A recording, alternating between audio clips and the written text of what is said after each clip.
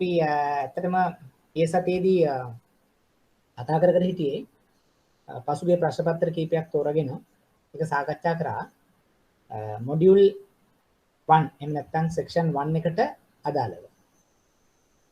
එතකොට සෙක්ෂන් 1 එකේදී අපි සාකච්ඡා කරේ ගොඩක් වෙලාවට ණයලාභී ණය නිපැයුම් සහ ණය සුරුකු. එතකොට මම ඒකදී ඔයගලන්ට කිව්වා මූලික වශයෙන්ම වැදගත් වෙනවා කියලා. ඒ තුන අතර අන්තර් සම්බන්ධතාවය හදාගන්න විදිහට අපි මේ සෙෂන් එක ප්ලෑන් කරගන්න එක පාඩම් කරගන්න. එතකොට එහෙම කරන ගමන්ම තමයි පසුගිය ප්‍රශ්න පත්‍ර අපි දැන් කීපයක් අරගෙන ඒක අපි මේ පිටෙන් පිටේ සාකච්ඡා කරගෙන යන්නේ. එතකොට ගිය සතියේ සාකච්ඡා කරපු තැනින් අපි නතර කරන්නට ගියොත් අපි මෙන්න මේ ප්‍රමාණයටම ආවා. 8 මෙන්න මේ ප්‍රශ්නෙට ඒ කියන්නේ ඊට කලින් අපි අතන මෙන්න මේක සාකච්ඡා කරා වත්කම් මූල්‍යකරණයේදී සුරුකුම් ලබා ගැනීම කියන එක.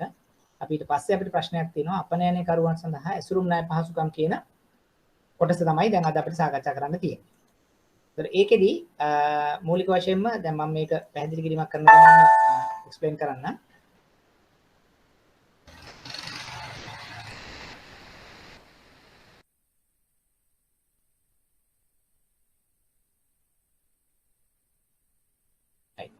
දැන් සාමාන්‍යයෙන් අපේ තියෙන ආනයනය කරුවන් අපනයනය කරුවන් කියලා කොටස් දෙකක්. එතකොට අපනයනය කරුවන් සඳහා ණය පහසුකම් ලබා දීමේදී ඇසුරුම් ණය පහසුකම් කියලා කියන්නේ අපනයනය කරුවන්ට ආනයනය කරුවන්ගෙන් අපි හිතමු යම්කිසි එක්ස්පෝර්ටර් කෙනෙක් මෙහි ඉන්නවා එයාට යම්කිසි නිෂ්පාදනයක් කරලා පිටරට යවන්නට තියෙන අවශ්‍යතාවයකදී ඒ සඳහා කාර්ක ප්‍රාග්ධනය ලබා ගැනීමේදී ලබා දෙන ණය මුදල තමයි අපි මේ කියන අපනයනය කරුවන් සඳහා ඇසුරුම් ණය පහසුකම් කියලා කියන්නේ. අපි සාමාන්‍යයෙන් පැහැදිලිව ඔක දකින්නේ පැකින් ක්‍රෙඩිට් ලෝන් කියලා. එතකොට දැන් මෙතනදී කරන්නේ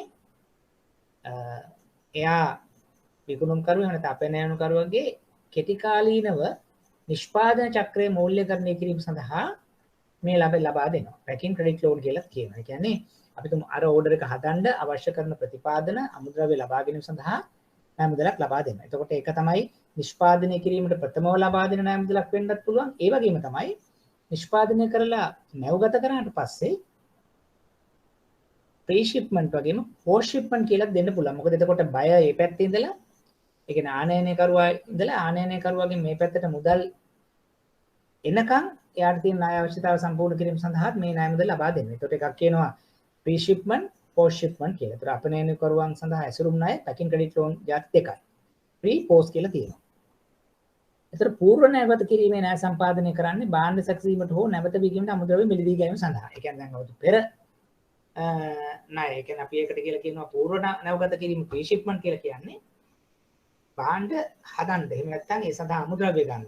ඒ සකස් කිරීමට හෝ ඒවා නැවත විකිණීමට. ඒ කියන්නේ හදලා ඉවරලා විකිණීම සඳහා අවශ්‍ය කරන මූලික කාරක ප්‍රාග්ධනය ඒක තොගේ වෙන්න පුළුවන්. එහෙම නැත්නම් යම්කිසි පොදු කාර්ය පිරිවැය වෙන්න පුළුවන්. අන්න ඒ වගේ සඳහා ලබා දෙන ණය මුදලක් තමයි කෙටි කාලින චක්‍රීය ණය මුදලක් තමයි පූර්ව ණයගත කිරීම කියලා කියන්නේ. එතකොට ඒකෙම අනිත් පැත්ත ගත්තොත් පශ්චාත් ණයගත කිරීම කියලා කියන්නේ අපි ප්‍රොඩක්ට් එක හදලා අපි යවනවා. අපි හිතමු රෂ්‍යාවල වෙන්න පුළුවන්, යුක්‍රේන් වෙන්න පුළුවන්. එතකොට ඉරාන් වෙන්න පුළුවන්. ඒ වගේ තැනකට බඩු යවලා ඒ බයර්ගේ මුදල් ආපහු එන්න බලාගෙන ඉන්නවා නම් ඒ සඳහාත් අපි ලබා දෙන ඒවට කියන පශ්චාත් ණයගත කිරීම කියලා අපිට ලැබීමට තියෙන ණය හෝ අත්තිකාරම් සඳහා ලබා දෙන ණය මුදලක් හැටියට කියනවා. එතකොට දැන් සාමාන්‍යයෙන් වෙන්නේ මේ ඒක ප්‍රී ෂිප්මන්ට් උනත් පෝස්ට් ෂිප්මන්ට් උනත් ඒක පේ වෙන්නේ අර කියන බය අපිට වෙන සල්ලි වලින්. ඒ කියන්නේ මේ ඕඩර් එකට අනුපාත මේකට අනුගත වෙන විදිහට දෙයක් විකුණලා ඒ මුදල් ආපහු එන විදිහට අපි කල්පනා කරාම අපි ඒ මුදල් වලින් තමයි මේ පෙර එහෙම නැත්නම් පසු කියන නැවගත කිරීම කියන එකම ණය පහසුකම් ගෙවීම සිද්ධ කරන්නේ. එතන මෙම පහසුකම් කාර්ක ප්‍රාග්ධන චක්‍රයට අනුව කෙටි කාලින. ඒකට කාර්ක ප්‍රාග්ධන චක්‍රය අපි දන්නවා මාස 2 3 4 ඒ අනුව ඒ චක්‍රය අනුව කෙටි කාලීනයි. ෂෝට් ටර්ම් ලෝන් කියලා කියනවා. ඒක පූර්ව නැවගත කිරීමේ පහසුකම් සඳහා උදාහරණ ගත්තොත් අපනයන බාර කුයිතාස් කෙටි කාලින ණය අයිරා හැටියට දකින්නත් පුළුවන්. ඒ කියන්නේ දැන් අපි ප්‍රී ෂිප්මන්ට් ක්‍රෙඩිට් කියන එක ගොඩාක් වෙලාවට අපි දකින්නේ කෙටි කාලින චක්‍රීය ණයක් දකින්න ක්‍රෙඩිට් ලෝන් එකක් හැටියට. ඊට අමතරව OD එකක් අපි දකින්න අවස්ථාවක් තියෙනවා. එහෙම නැත්නම් TR ලෝන් එකක්. එහෙම නැත්නම් භාර කුවිතාංශය. අර කියන්නේ මම කිව්වේ ඉම්පෝට් එකකට සම්බන්ධ වෙච්චි ණය මුදලක් වෙන්නත් පුළුවන්. ඒ කියන්නේ දැන් යම්කිසි මෙහි නිෂ්පාදනයක් කරන්න අවශ්‍ය අමුද්‍රව්‍ය ගෙන්න ගන්න ඉම්පෝට් ලෝන් එකකින් වෙන්න පුළුවන්. ඒතර එහෙම ගෙන ආපු ඉම්පෝට් ලෝන් එකකට තියෙන TR ලෝන් එකක් වෙන්නත් පුළුවන්. පෙර ලබා දෙන්නේ නැහැ. ඒ වගේම තමයි පොදු කාර්ය පිරිවැය සඳහා දෙන OD එක වෙන්නත් පුළුවන්. දැන් මේකේ මූලික වශයෙන්ම කියන්නේ නැවුගත කිරීමට පෙර සහ නැවුගත කිරීමෙන් පසුව. તો නැවුගත කිරීමට පෙර කියලා කියන ඒවට අපි කියනවා අර කියන විදිහට යම්කිසි ණය මුදලක් ලබා දෙනවා. ඒ ණය මුදලෙන් අවශ්‍ය කරන අමුද්‍රව්‍ය එහෙම නැත්නම් ශ්‍රමය අනිත් පොදු කාර්ය පිරිවැය එකතු කරලා ඒක නිෂ්පාදනය කරනවා නිෂ්පාදිතයක් හැටියට. ඒක විකුණනවා පිටරටියෙකුට. ඒතර ඒ පිටරට කෙනෙකුට විකුණලා එන මුදල් ලබා ගැනීමේදී ඒ සඳහා කාලයක් ගත වෙනවා. ඒකට අපි කියනවා post shipment එකක් කියලා. ඒතර pre shipment තියෙනවා post shipment තියෙනවා. ඒ pre shipment හෝ post shipment කියන එක ආපසු අය වෙන්නේ අර බය එහෙම නැත්නම් අර පිටරටින් ඉම්පෝර්ට් එවන සල්ලි හරහා. ඕක තමයි අපි කිව්වේ අපනයනය කරුවන් සඳහා සුරුකුම් නැත්නම් ඇසුරුම් ණය පහසුකම් පැකින් ක්‍රෙඩිට් ලෝන් කියලා. ඒතර බලන්න ඒකේ මොනවා හරි ගැටලුවක් අපහසුතාවයක් තියෙනවද කියලා? තේරෙන්නේ නැති කොටසක් තියෙනවද කියලා?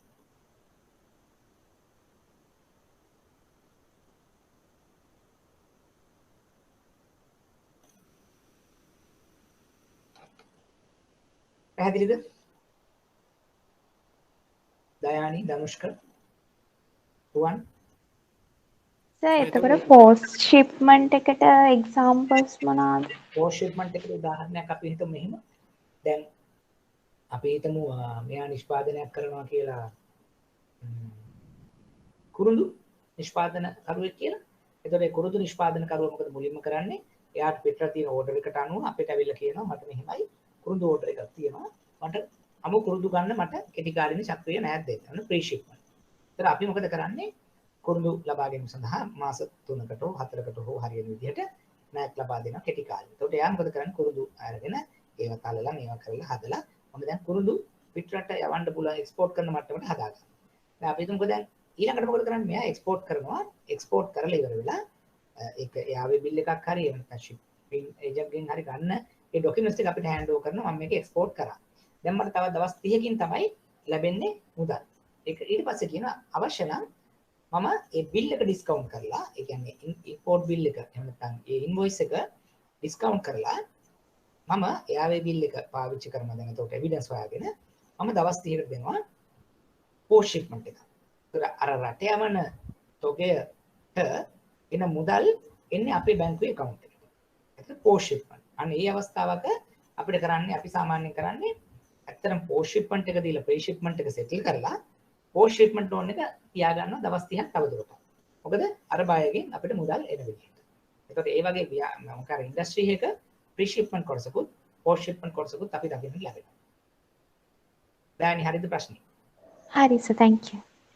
තව කාටද ප්‍රශ්නයක් තිබුණා? සර් අර මේ සුරුකමක් විදිහට ගන්නේ අර මුදල් ලැබීමද?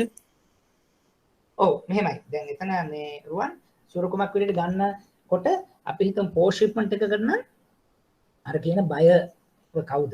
එයාගේ රේටින් එක කොහොමද? එයා මෙච්චර කල් මේ අපිට මුදල් ලැබලා තියෙන විදිහ කොහොමද? ඒ අනුව අපි සමහරලාවට සුරුකමක් නැතුව post shipment එක දෙනවා. මොකද බයගේ ස්ට්‍රෙන්ත් එක අනුව. right? හැබැයි pre shipment එකේදී ගැටලුවක් තියෙනවා. අපි දැන් ඇත්තටම ඕඩර් එක කරන්නේ මේ කස්ටමර් එතකොට ඕඩර් එකක් විතරක් තියෙනවා. නමුත් අපි කරනවද නැද්ද කියලා දන්නේ නැති නිසා ගොඩක් වෙලාවට pre shipment එකකදී අපි කෙටි කාලින ණයක් ලබා දෙනකොට ඒ වෙලාවට ගොඩක් වෙලාවට අපි සුරුකමක් තියාගන්න අවස්ථාව වෙනවා. මොකද නැත්නම් අපිට performance ප්‍රශ්නයක් න්යාගේ තියෙන්නේ. එතන තියෙන performance risk එක. අපේ client එහෙම නැත්නම් අපේ නිෂ්පාදකයාගේ මෙහෙයුම් කාර්ය සාධනය මත රඳාපවතින දෙයක් තමයි pre shipment එක. ඒතර ඒකේ ටිකක් අවධානය වැඩි නිසා අපි ඒ සඳහා දීපලපයක් හෝ යම්කිසි දෙයක් ගන්නවා. post shipment එකක තියෙන්නේ බයගේ risk එක. හැබැයි බයගේ risk එක ගොඩක් වෙලාවට අඩුයි කියලා අපි assume කරනවා. මොකද එයා කාලයක් තිස්සේ අපිත් එක්ක ගනුදෙනු කරපු. එයාගේ රේටින් එක අපි දන්න. නැත්නම් බය රේටින් එක කෝල් කරලා එයාගේ බැංකුත් එක්ක තියෙන සම්බන්ධතාවත් එක්ක බලුවාම එතනදී අපි දකින විදිහට අර තරම් අවධානමක් නැහැ. ඒ නිසා සමහර වෙලාවට මේ post shipment එකකදී අපි සුරුකුමක් අනිවාර්ය කරන්නේ නැහැ. අර ඔයා කිව්වාගේ ආවේ බිල් එකේ එහෙම නැත්නම් අපි ගාව තියෙන බිල් එක ඒ තියෙන උපකරණ එහෙම නැත්නම් ඒ තියෙන විස්තර පත්‍රිකා ඩොකියුමන්ට්ස් අපිට සුරුකුමක් හැටියට පාවිච්චි වෙනවා. හැබැයි එතනත් රිස්ක් එකක් තියෙනවා. අපි හිතමුකෝ දැන් අපි එක්ස්පෝර්ට් කරන රට ඉරානය, යුක්‍රේනය, රෂ්‍යාව කියලා. ඉරානයට සමහර වෙලාවට අපි යනකොට අපිට අමතර අවධානමක් ගන්න වෙනවා. මොකද ඉරාන වලින් එකපාර සැන්ක්ෂන්ස් ඇවිල්ලා සල්ලි එවන්න බැරි වෙන අවස්ථාවක් තියෙනවා. එතකොට අපි එහෙමනම් ඒ වෙනකොට අපි බලනවා ඒකත් අර වගේ සුරුකුමකින් කවර් කරගන්න. මොකද රිස්ක් එක වැඩි රටකට යවනවා. ඊළඟට දැන් අර ඔයා කිව්වා වගේ ඒකේ අවධානය තවම කර ගැනීම සඳහා ස්ලැසික් කියලා ආයතනකින් අපි ඉන්ෂුරන්ස් කවර් එකක් ගන්නවා. ඒකට ප්‍රී ෂිප්මන්ට් කවර් එකක් වෙන්නත් පුළුවන්, පෝස්ට් ෂිප්මන්ට් කවර් එකක් වෙන්නත් පුළුවන්. ස්ලැසික් කියන ඒ කවර් එක පාවිච්චි කරනවා. රයිට්? ඒ ඉන්ෂුරන්ස් එකනොත් අපි කවර් කරනවා මේ කියන අවධානය. මේ කියන්නේ මෙහෙම අවධානම නැත්නම් performance risk එකත් ඒ වගේම buyer risk එක හැටියට අර පැත්තෙන් තියෙන ඒ අවධානම අපි කවර් කරනවා. පැහැදිලිද රුවන්? හරි. වෙන අනිත් අයට කොහොමද තියෙන ගැටලු ප්‍රශ්න මොනවද?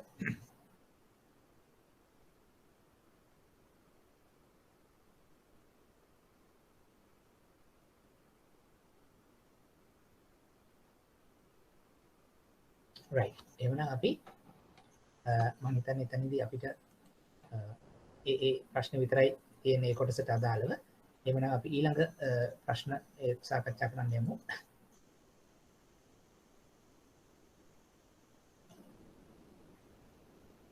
එදාස් 18 සෙප්තැම්බර් question and answers කියන එක.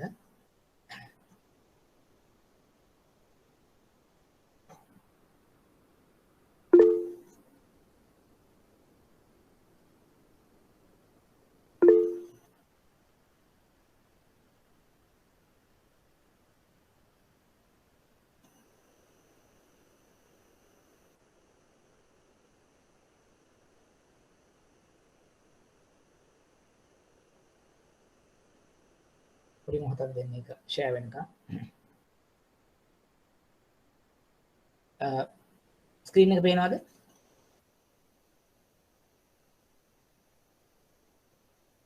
right. එතකොට අපි ඒකේ අපි 2018 සෙප්තැම්බර් කියන පේපර් එක අපි මේ සාකච්ඡා කරන්නේ. ඒකේ අපි හතරවෙනි ප්‍රශ්නේ ගත්තොත් මෙහෙමයි. අරමුදල් පාදක සහ පාදක නොවන ඔය අපි කියන අර කොටස් දෙක ඔයගොල්ලන්ට මතක නම් on balance sheet off balance sheet කියලා කියන්නේ මේක. කරන ලබන ණය නිපැයුම් ප්‍රධාන වශයෙන් වර්ග දෙකකි. පහත සඳහන් ණය නිපැයුම් සංසන්දනය කරන්න. අයිරා කාලීන මිලටගත් බිල්පත් සහ වට්ටම් කළ බිල්පත්, ඔඩපණ සහ ඇසුරුම් ණය, උකසත්තිකාරම් කොඩි සින්නක්. එතකොට මෙතනදී අපි දැන් එක එක අවස්ථාවල එක එක විදිහට දෙනවා. දැන් මේ සතියේ සාකච්ඡා කරපු දෙයට වඩා වෙනස් විදිහට තමයි එයා මෙතනදී අපෙන් අහන්නේ. මෙතනදී කියලා තියෙනවා මෙහිම යම් යම් ණය නිපැයුම් ටිකක් දීලා ඒ ණය නිපැයුම් සංසන්දනය කරන්න. අයිරා කාලීන මිලටගත් බිල්පත්, වට්ටම් කළ බිල්පත්, ඔඩපණ සහ ඇසුරුම් ණය, උකසත්තිකාරම් කොඩි සින්නක් කර හැටියට අපිට මේක සාකච්ඡා කරන්න කියලා තියෙනවා. අපි බලමු කොහොමද එන්නේ කියලා. දැන් අයිරා කාලීන ණය කියලා ගත්තොත් අයිරා කියන්නේ මොකක්ද කියන එකත් කාලීන ණය කියන්නේ මොකක්ද කියන එකත් කෙටියෙන් සඳහන් කරලා ඊළඟට ඒකේ තියෙන යම් ආකාරයක ඇත්තටම සමානතා සහ වෙනස්කම් මෙයා ලියලා තියෙනවා. අපිට මේක අවශ්‍යයි නම් අපිට මෙහෙම දෙයක් කරන්නත් පුළුවන්. මේක ටේබල් එකක් හැටි කරගෙන අයිරා එහෙම නැත්නම් අයිරා එක කොලම් එකක කාලීන ණය මුදල් තව එකක සමානතා අසමානතා. ඒ කියන්නේ මුලින්ම ඩෙෆිනිෂන් එක කියලා එක රෝ එකක් තියෙනවා.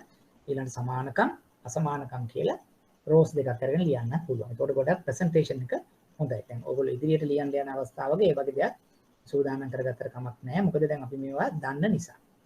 ඒකට දැන් සාමාන්‍ය සංසන්දනය කරන්න ගියාම සමානතා අසමානතා දෙකම ලිව්වට කමක් නැහැ තියෙන විදිහට. සමහර වෙලාවට ඒ වගේ තියෙන්නත් පුළුවන් නැති වෙන්නත් පුළුවන්. නමුත් අපි මූලික වශයෙන්ම අර කියන වගේ සමානතා අසමානතා දෙකම කෙටියෙන් සඳහන් කරොත් හොඳයි. ඊට අමතරව මේ අයිරා කියන්නේ මොකද්ද? ඒ වගේම කාලීන ණය කියන්නේ මොකද්ද කියලා මූලික හඳුන්වා දීමක් කරාට කමක් නැහැ. මොකද එතකොට අර එක්සැම් එකට අදහසක් එනවා අපි දැන් මේක සම්පූර්ණ දන්නවා සහ මේක මෙතනින් මෙහෙම කරනවා කියලා. ඒතර බැංකු ජංගම නිලම සඳහන් අනුමත සීමාව තුළ එකඟ වූ ණයට ගැනීම විචල්්‍ය ගණන අයිරාවක්. අර අපි කියන විදිහට බැංකු මොනවා හරි අපේ ජංගම නිලකෝ යම් කිසි සීමාවකට යටත් වෙලා වාර්ෂික රිවිව් කරන විදිහට අපි කලින් ඇග්‍රී වෙන යම් ආකාරයක කාර්යකර ප්‍රාග්ධන පහසුකමක් තමයි බැංකු අයිරාවක් කියන්නේ. අයිරාවකදී ණයකරු බැංකුව අතර එක තමයි පරිදි අයිරාශේෂය දෛනිකව විචලනය වෙනවා. ඉහළ පහළ යෑමක් වෙනවා. ඒකද අපිට කියන්න පුළුවන් එකවර දාන්න පුළුවන්, එකවර ගන්න පුළුවන්. එතකොට පොලිය විතරයි ගෙවන්න තියෙන්නේ. එතකොට අපි ඩිමාන්ඩ් කරොත් එයා ගෙවන්න ඕනේ. එතකොට කලින් ගෙවුවා කියලා ඒකට යම් කිසි මෙහෙම කියන්නේ හානියක් නැහැ. ඒ වගේ දේවලුත් අපි ඔළුවේ තියාගන්න.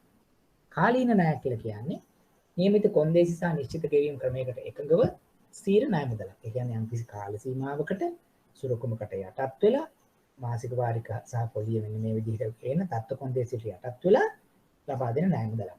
තමයි බැංකු අයිරාවක කාලීන ණය මුදල් ඉතා කෙටි ඩෙෆිනිෂන් එක අර්ථ දැක්වීම. ඊළඟට මේ දෙවර්ගයේම අරමුදල් පාදක කිව්වේ ඔන් බැලන්ස් ෂීට් කියන එක තමයි සමානකම. කාලීන ණය මුදලක පොලිය අයිරාවක පොලියට වඩා අඩු වෙන්න පුළුවන්. මොකද කාලීන එකක් ගත්තොත් අවදානම අඩු නිසා ඒකේ පොලිය අඩුයි. අයිරාවක පොලිය වැඩි අවදානම් වැඩි නිසා. අයිරාවක් කෙටි කාලීන චක්‍රීය කාර්ක ප්‍රාග්ධන වෙන්න පුළුවන්. කාලීන දිගු කාලීන ස්ථාවර ප්‍රාග්ධන වෙන්න පුළුවන්. ඒතර සමහර වෙලාවට මේක කියන්න පුළුවන් කාලීන ණය මුදලකටත් ඒ වගේම බැංකු අයිරාවකටත් අපි සුරකුම් ලබා ගන්න අවස්ථා තියෙනවා. ඒක සමානකමක්. ඒතර ඒ වගේ දැන් තව සමානකම් තියෙනවා නම් තව අසමානකම් තියෙනවා නම් තවත් පැහැදිලි කිරීම තියෙනවා නම් අපි ඒ විදිහට හොඳ උත්තරයක් හදා ගන්නට ඕනේ. දැන් මෙතනදී මම මේකේ take home point එක තමයි දැන් අපිට මේ වගේ ප්‍රොඩක්ට්ස් 8ක් දීලා තියෙනවා සමානසකම් අසමානකම් ගැන කතා කරන්නේ. ඒකෝට සමාන අසමානකම් ගැන ප්‍රොඩක්ට් 8ක් ගැන කතා කරනකොට ওই ප්‍රොඩක්ට් 8මත් අපි දැනගෙන තියෙන්න ඕන කියන එක තමයි අපි ඒකේ තීරණය වෙන්නේ. හරි? එතකොට ප්‍රොඩක්ට් 8ම දැනගන්නත් ඕනේ. ඒ වගේම තමයි සමාන අසමානකම් වෙන්නත් පුළුවන්. එහෙම නැත්නම් ඒ වල තියෙන වාසිය අවාසිය එහෙම නැත්නම් අවදානම් වගේ දේවල් කියන කොටත් අපිට මේ සාකච්ඡා කරන්න පුළුවන්. ඒකේ මොනවා හරි ගැටලු තියෙනවද? ඒක කොටසට තව එකතු කරන්න එහෙම නැත්නම් නොතේරෙන කොටස්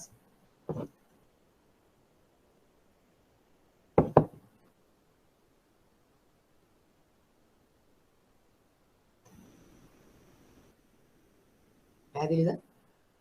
දයානි රුවන් ලහිරු හර්ෂිකා අබුරිකා තමුනරි ඇඩ් කරන්න තියෙනවද ඔයගොල්ලන්ට මේකට?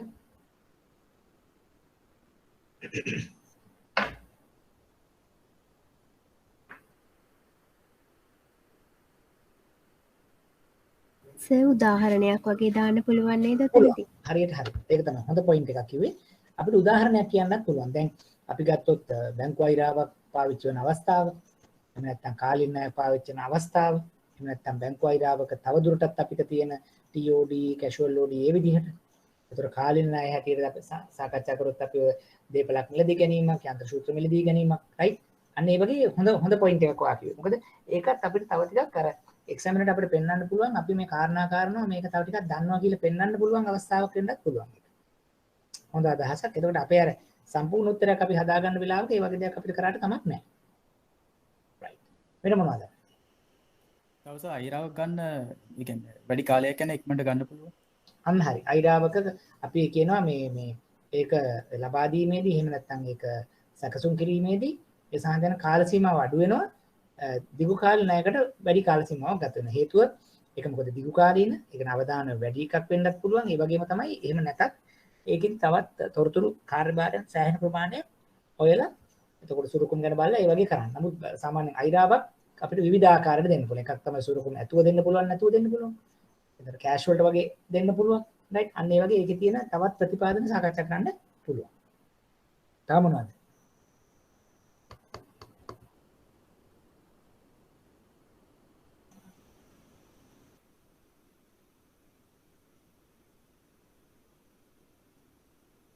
right.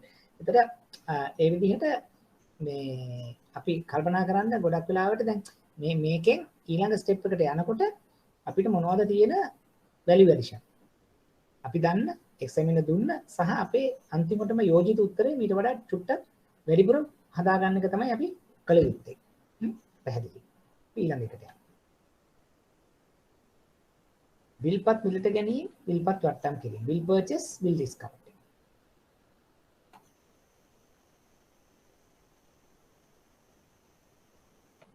බැංකුවක ලැබිය යුතු විල්පත් වලට එරෙහිව ණය ලබා දීම විල්පත් මිලට ගැනීමයි. ඇතැම් විට බිල්පත් ණය කාල පරිච්ඡේදයක් සඳහන් කරන අතරේ ඒවා ගෙවිය යුත්තේ යන්නේ ණය කාලයෙන් පසුවය. බිල්පත් වට්ටම් කිරීම යනු විකුණුම්කරු විකුණුම් බිල්පත් සඳහා ඒවා කල්පින දිනයට පෙර මූල්‍ය අතරමැදි ආයතනයකින් මුදල් ලබා ගැනීමට එම සේවාව සඳහා නම් අතරමැදි ආයතනක අස්තුවක් අය කරනු ලැබේ. දැන් මේක තවත් ලේසි හොයාගන්න check purchase check discount. Check purchase එකක් කියලා කියන්නේ දැන් අපි සිකුරාදා කස්ටමර් ඇවිල්ලා කියනවා මට මෙන්න චෙක් එකක් තියෙනවා. මේක මට එන ටියුස්ඩේ වලට රියලයිස් වෙනවා. මට මේකට මුදලක් ලබා ගන්න පුළුවන්. අන්න අපි සිකුරාදාම ෆේට් එක කන්ෆර්ම් කරලා ක්ලයන්ට් සල්ලි ටික දෙනවා. ඊට මම අඟහරුවාද වෙනකොට මට ඔන්න චෙක් එක රියලයිස් වෙන යන මුදලෙන් මේක සෙටල් වෙනවා. ඒ වගේ තමයි බිල් පර්චේස් කියන්නේ. එතකොට ඒ බිල් එක පර්චේස් කරාම අර ඒ කාල පරිච්ඡේදය තුල එයාට තියෙන කාර්ය ප්‍රාග්ධන අවශ්‍යතාවය. එතකොට ඒක ගෙවෙනවා ඒ කාල පරිච්ඡේදයෙන් පස්සේ. ඔක බිල් එකක් වගේ වෙනකොට තව සතියක් දෙකක් තුනක් හතරක් මාසයක් වෙන්නත් පුළුවන්. චෙක් එකක් නම් දවස් දෙකක් තුනක්. බිල්පත් වට්ටම් කරන්නේ චෙක් පර්චේසින් චෙක් ඩිස්කවුන්ටින් කියලා කියන්නේ අතේ තියෙනවා අද චෙක් අතේ තියෙනවා අද බිල් ඒවා ඉදිරියට තමයි මේ මට ඒවට මුදල් ලැබෙන්නේ. එහෙම නැත්නම් ඒව රියලයිස් වෙන්නේ. පෝස්ට් ඩේටඩ් චෙක් එකක් වගේ. මාසෙකින් තමයි මේ චෙක්ස් ටික රියලයිස් වෙන්නේ. මාසෙකින් තමයි මේ බිල්ස් ටික රියලයිස් වෙන්නේ. එතකොට මම කියනවා ඒ ලබා මංගාව අතේ තියෙන ටික වට්ටම් කරණය කරලා අතට මුදල් ටිකක් ලැබෙනවා.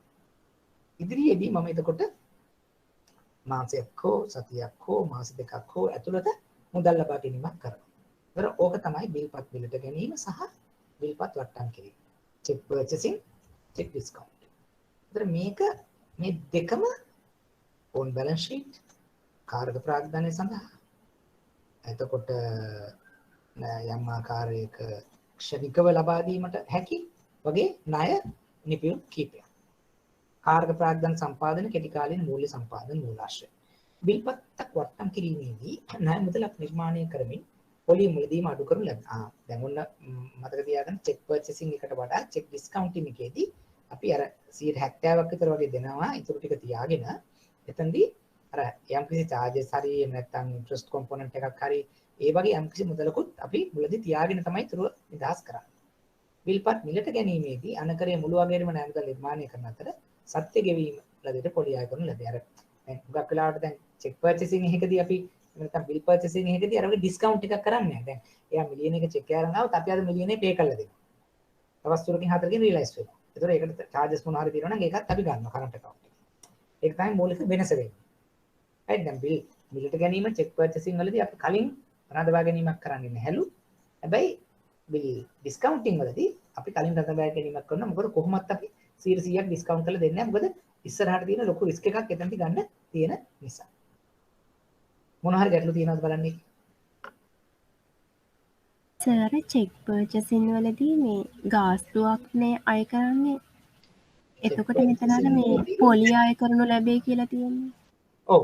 ඒ කියන්නේ දැන් මෙතන අර ඒ පොලිය අය කරනවා කියලා මේ මීන් කරන්නේ දැන් අපි හිතන්නකෝ දැන් ඒ කියන්නේ දැන් ඒ දවස් 3ක් 4ක් විතර වගේ ඒක ගියොත් දැන් උදාහරණයක් ගන්නකො දැන් ඔය චෙක් පර්චේසින් එක නම් අද ගත්තා දවස් දෙකකින් වෙනකොට ඒකට පොලියක් නැහැ.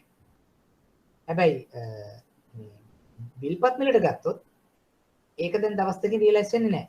බිල් එකක් පර්චේස් කරොත්. ඒක මාසයක් විතර යනකම් වෙන්න පුළුවන්. ඒතර මාසයක් යනකම් කියලා කියන්නේ අපේ සිස්ටම් එකේ තියෙන ඉන්ස්ට්‍රුමන්ට් එකේ ෂෝට් ටර්ම් ලෝන් එකක්. මොකද දැන් ඔයාට අද මම පර්චේස් කරනවා කියලා මම අතේ තියලා සල්ලි දෙන්න බෑ කස්ටමර්ට. ඒ කස්ටමර්ට දෙන සල්ලි ටික අපි ෂෝට් ටර්ම් ලෝන් එකක් කියලා තමයි ඉන්ස්ට්‍රුමන්ට් එකේ සිස්ටම් එකේ බුක් වෙන්නේ. ඒතර ඒක දවස් 5ෙන්ද 7ෙන්ද මාසෙන්ද අනුව අපි වෙරියබල් නැත්නම් ඉන්ට්‍රස්ට් එකක් ඒකට charge කරනවා. ඒක ගන්න පස්සේ කියන එකයි එතනදි මීන් කරන්නේ. බිල් ඩිස්කවුන්ට් එකකදී වෙන්නේ ඒකේ අනිත් පැත්ත. අපි කලින් 60ක් 70ක් දෙනවා ඊටු ටික පස්සේ ගන්න විදියට. රියලයිස් වුණා.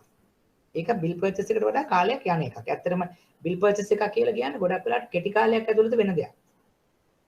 ඒතකොට ඒකේ අවදානම අඩුයි. බිල් ඩිස්කවුන්ටින් කියන්නේ අවදානම වැඩි. ඒක තමයි අර ටිකක් ඩිස්කවුන්ට් එක වැඩි කරන්නේ. සහ අර විදිහ අපි ඩිස්කවුන්ට් එක නොගන්නේ. අනිත් එක බිල් පර්චේසින් එහෙම නැත්නම් චෙක් පර්චේසින් වලදී අපි ටිකක් හොඳ අයගේ ඒවා තමයි චෙක් කරන්නේ. දැන් බැංකුවකින් ෆේට් එක චෙක් කරගන්න. අර එයා ගත්තා කාගේ බිල් එකක්ද කියලා අපි දර ගන්නවා. නිකම්ම මේ හැමෝගෙම මේ බිල්ස් පර්චේස් කර කර අපි දඟලන්නේ නැහැ. ඒ කියන්නේ එස්ටැබ්ලිෂ් කෙනෙක් අපේ කෝපරේට් කස්ටමර් කෙනෙක් වෙන්න පුළුවන්. ඒ වගේ අපිට පොඩි ඇෂුරන්ස් එකක් තියෙනවා. මේ බිල් එක රිටර්න් වෙන්නේ නැහැ. මේ පර්චේස් කරපු එක අපිට රියලයිස් වෙනවා කියන දේ අදහස අනුව. උත්තරේ ලැබුණාද? ඔව් සර්. හරි. අනිත් පැයට මොනවා හරි ගැටලු සර් තියෙනවා. බිල් පර්චස් කියන්නේ සර් මේ චෙක් එකක් අදාළ වෙන්නේ නැහැ නේද සර්? නෑ මම ඒ කියන්නේ උදාහරණයක් දුන්නේ.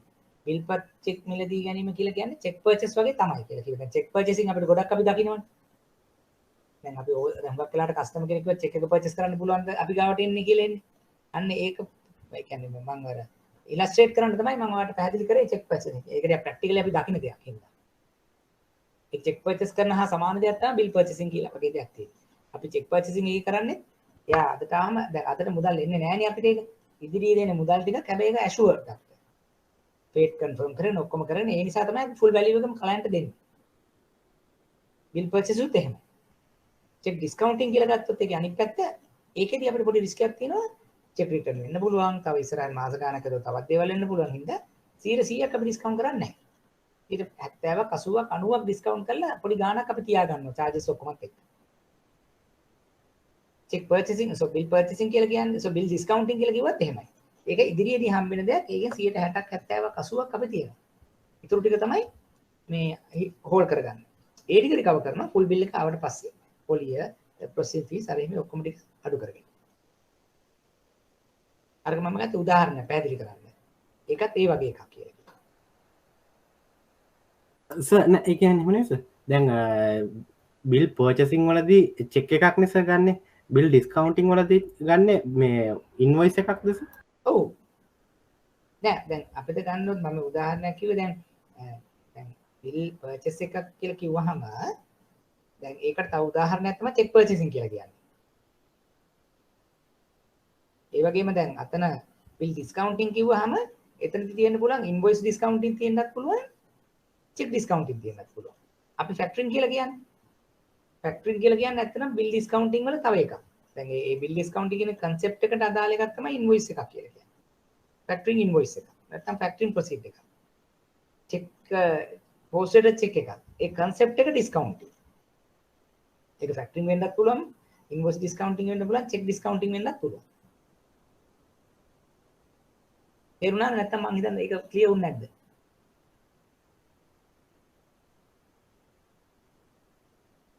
සායත් චුට්ටක් පැහැදිලි කරලා දෙන්න පුළුවන්ද? accounting කියලා කිව්වොත් concept එකක්. purchasing කියන්නේ concept එකක්. discounting එකකදී අපි කරනවා ඉදිරියේදී අපිට ලැබෙන්න තියෙන දෙයක් බලාගෙන අපි අද තියෙන bill එකක්, check එකක්, invoice එකක්, factoring proceeds ටිකක් ඉදිරියේදී හම්බෙයි කියලා හිතාගෙන 60ක් 70ක් client ගේ අතට දෙනවා. charges, processing fees, interest cost එකක් ඉතුරු කරගෙන. ඒක දවස් 30න් 45න් 60න් 120න් අපිට රියලයිස් වෙනකොට ඒ ප්‍රොඩක්ට් එක අනුව අපි අර අපේ 60 හෝ 70 දීපු ටික රියලයිස් කරගෙන charges interest ටික රිකවර් කරගෙන balance එක client ගේ අතට දෙනවා. ඒක තමයි discounting කියලා කියන්නේ. ටිකක් එක working capital එකක ටිකක් ඈත කාල සීමාවකට කරනවා. bill එකක් purchase කරනවා, check එකක් purchase කරනවා. ඒ වගේ වේදකදී වෙන්නේ කෙටි කාලින ඉන්ස්ට්‍රුමන්ට් එකක්. ඒක දවස් 7ක් 8ක් 10ක් 15ක් වගේ ඇතුළත කරන ක්‍රියාදාමයක්. අරතරන් අවදානමක් නැහැ. අපිට ෂුවර් එක. يعني හොඳම කෙනෙක්ගේ චෙක් එකක් අපි පර්චේස් කරනවා. හොඳම කෙනෙක්ගේ බිල් එකක් අපි ක්ලයන්ට් කෙනෙක් බිල් එකක් පර්චේස් කරලා මොකද ඒ කියන්නේ අපි ඉදිරියේදී අපි හිතමු ඒකත් ඇත්තම ෆැක්ටරින් වල වගේ දෙයක්ම තමයි. නමුත් අපිට අරට වඩා ෂුවර් එකක් තියෙනවා. පේමන්ට් එක ෂුවර්. ඒක නිකන් පේමන්ට් කන්ෆර්ම්. දැන් උදාහරණයක් කිව්වොත් මම දැන් මේ බිල් එකක් තියෙනවා රේස් කරනවා ඒ ටික මෙන්න මෙදාට පේමන්ට් එක වැටෙනවා. නමුත් ක්ලයන්ට් අද සල්ලි ටික ඕනේ. ඒක කරන එකදී කරන්නේ 100%ම ක්ලයන්ට් දීලා අපි දවස් දෙකකින් තුනකින් ඒ ටික රියලයිස් කර ගන්නවා. ඒකට මොනවා හරි අදාළ අපි හිතමු මොනවා හරි ආකාරයක charge එකක් පොලිය තිබ්බොත් ඒක අපි පසුව කලෙක්ට් කර ගන්නවා. මොකද මුලදී කලෙක්ට් කරගන්න يعني එහෙමත් පුළුවන් මුලදී කලෙක්ට් කරගන්නත් පුළුවන්. නමුත් ගොඩක් වෙලාවට ඒක අර නිකන් ongoing සහ එයා අපිත් එක්ක ටිකක් විශ්වාසවන්ත වැඩි කෙනෙක්ගේ තමයි මේ දේවල් අපි කරන්නේ. එතකොට ඒක අපි කරන්ට් account එකේ charge එකක් හරි පස්සේ ගන්න පුළුවන්. මොකද ඒක ongoing operations වලට යන මේ නිෂ්පාදනයක් සහ ඒ අදාළ පාරිභෝගිකයෙක් නිසා.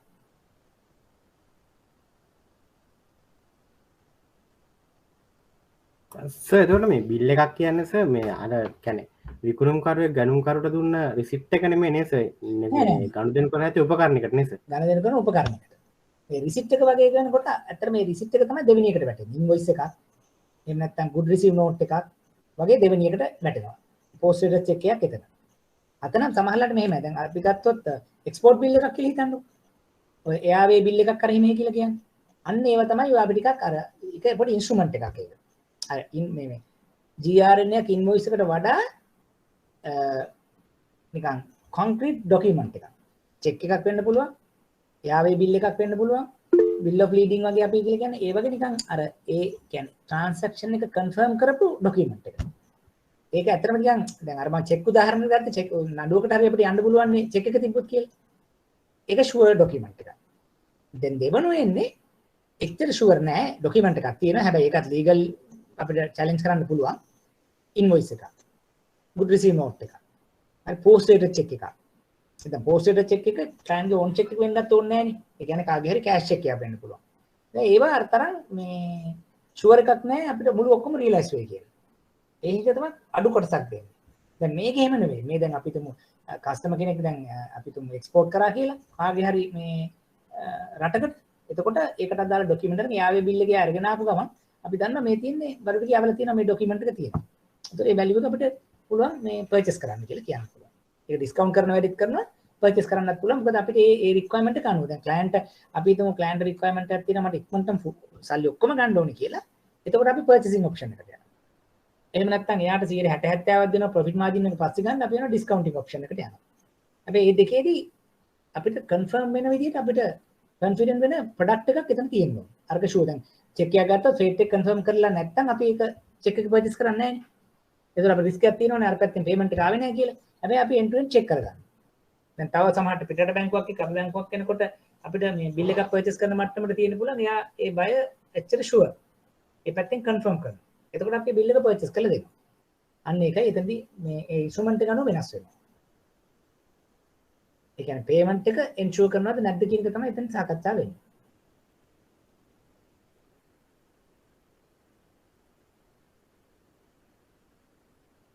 පැහැදිලිද?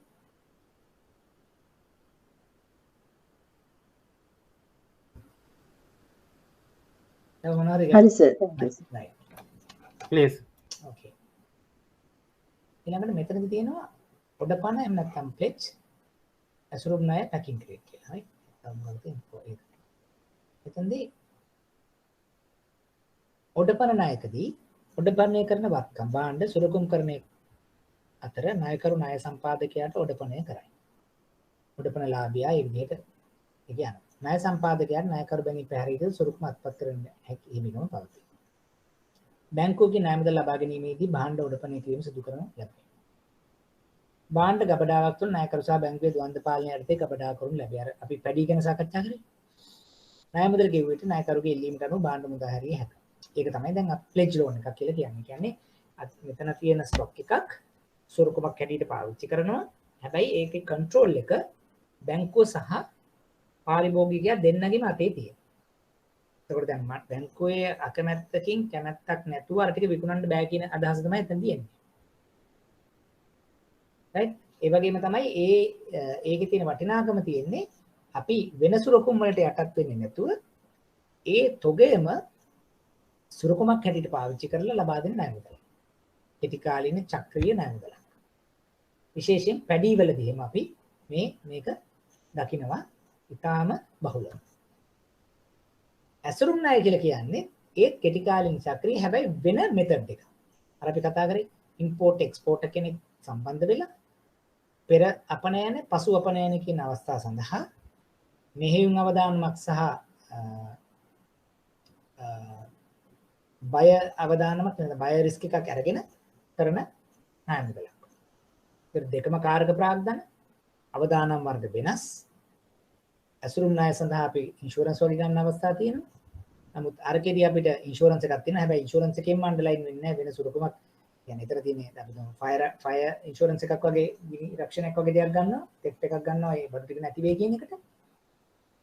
ඒ වගේම තමයි ඒක යම්කිසි ගබඩාවක් තුල එහෙම නැත්නම් තැනක ස්ටෝර් කරලා ඒකේ ද්විත්ව කන්ට්‍රෝල් එකක් තියෙන විදිහට නැත්නම් අයිතියක් තියෙන විදිහට ඒක පාවිච්චි කරනවා. ඒතකොට ඒක තමයි ඔඩපන කියලා කියන්නේ අර්ග ඇසුරු.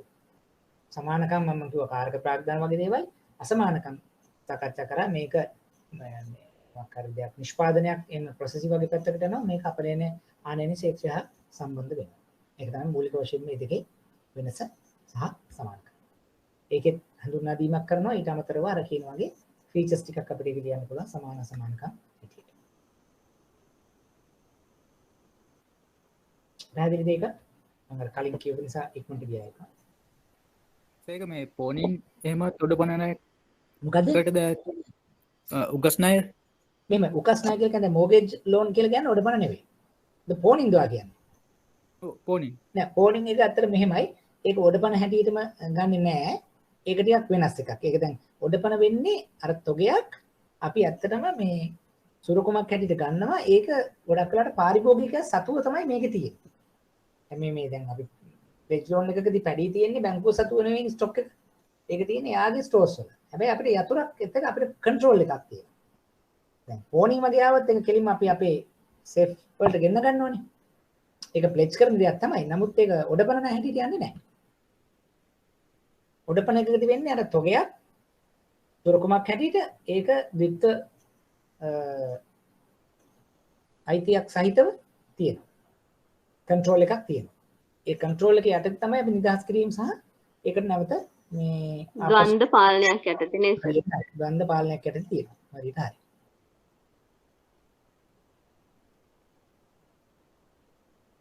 පැහැදිලිද? හරි සර්. ඕකේ.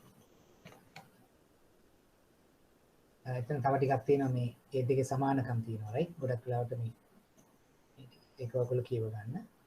එතන බලමු උකස් සත්‍තිකාරම් කොලීසින්නක higher purchase and අර මේ ඔඩපන එකදී බඩු තොගේ මේ ණය පැහැරීමකදී බඩු තොගේ ගන්න පුළුවන් බැංක් එකට. ඔව්.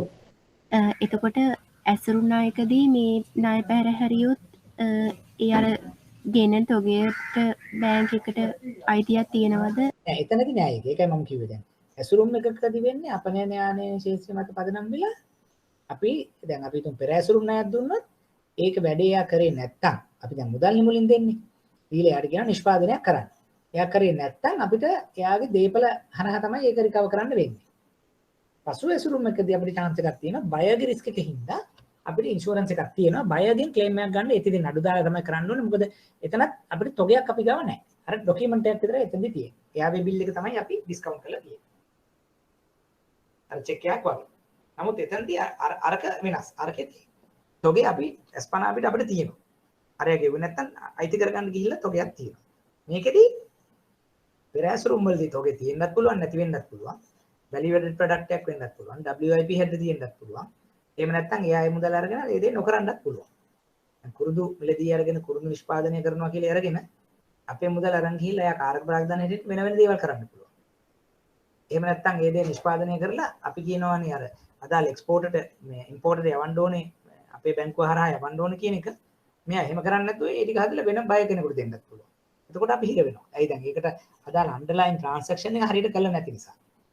ඒ නිසා සමාජලාට අපි ඒකට වෙන සුරුකුමක් ගන්න අවස්ථා තියෙනවා. පෙර ඇසුරුම් ණය. නමුත් ප්ලෙජ් වලදී අමතර සුරුකුමක් අපිට අවශ්‍ය වෙන්නේ නැහැ. හේතුව අපිට මෙතනදී ඒ තොගේම සුරුකුමක් හැටියට පාවිච්චි කරන්න පුළුවන් නිසා. සර් පසු ඇසුරුම් කියන එක බිල් ඩිස්කවුන්ටින් එකක් නේද? හරියට හරි. එයාගේ බිල් එකක් තමයි ඩිස්කවුන්ට් කරන්නේ එතන. එක්ස්පෝර්ට් බිල් පර්චේස් කියලා කියන එක්ස්පෝර්ට් බිල් ඩිස්කවුන්ටින් කියලා කියනවා. ඒ දෙකම එතන තියෙනවා. එක්ස්පෝර්ට් බිල් එකක් අපි පර්චේස් කරන අවස්ථාව තියෙනවා ඒක ඩිස්කවුන්ට් කරන අවස්ථාව තියෙනවා. ඒ කියන්නේ පේමන්ට් එක අපිට ඩොකියුමන්ට් එකේ පේමන්ට් වගේ හැවිලා යනවා නම් පර්චේස් කරලා අපිට සල්ලි ගන්න පුළුවන්. එහෙම නැත්නම් LC එකක් බේස් කරගෙන තව ටිකක් කාලයක් යනවා නම් ඒක දවස් 30ක් වගේ මේ වෙනවා නම් අපි ඒක ඩිස්කවුන්ට් කරන අවස්ථාව තියෙනවා.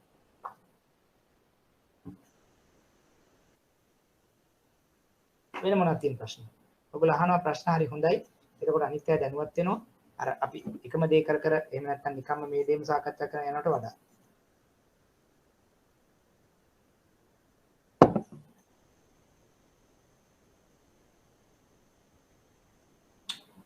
වෙන මොන හරි තියෙනවද ගැටලු?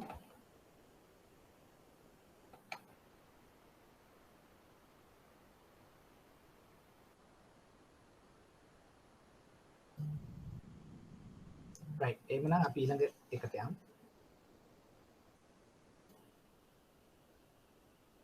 ධනුෂිකා ප්‍රශ්නයක් අහනවා.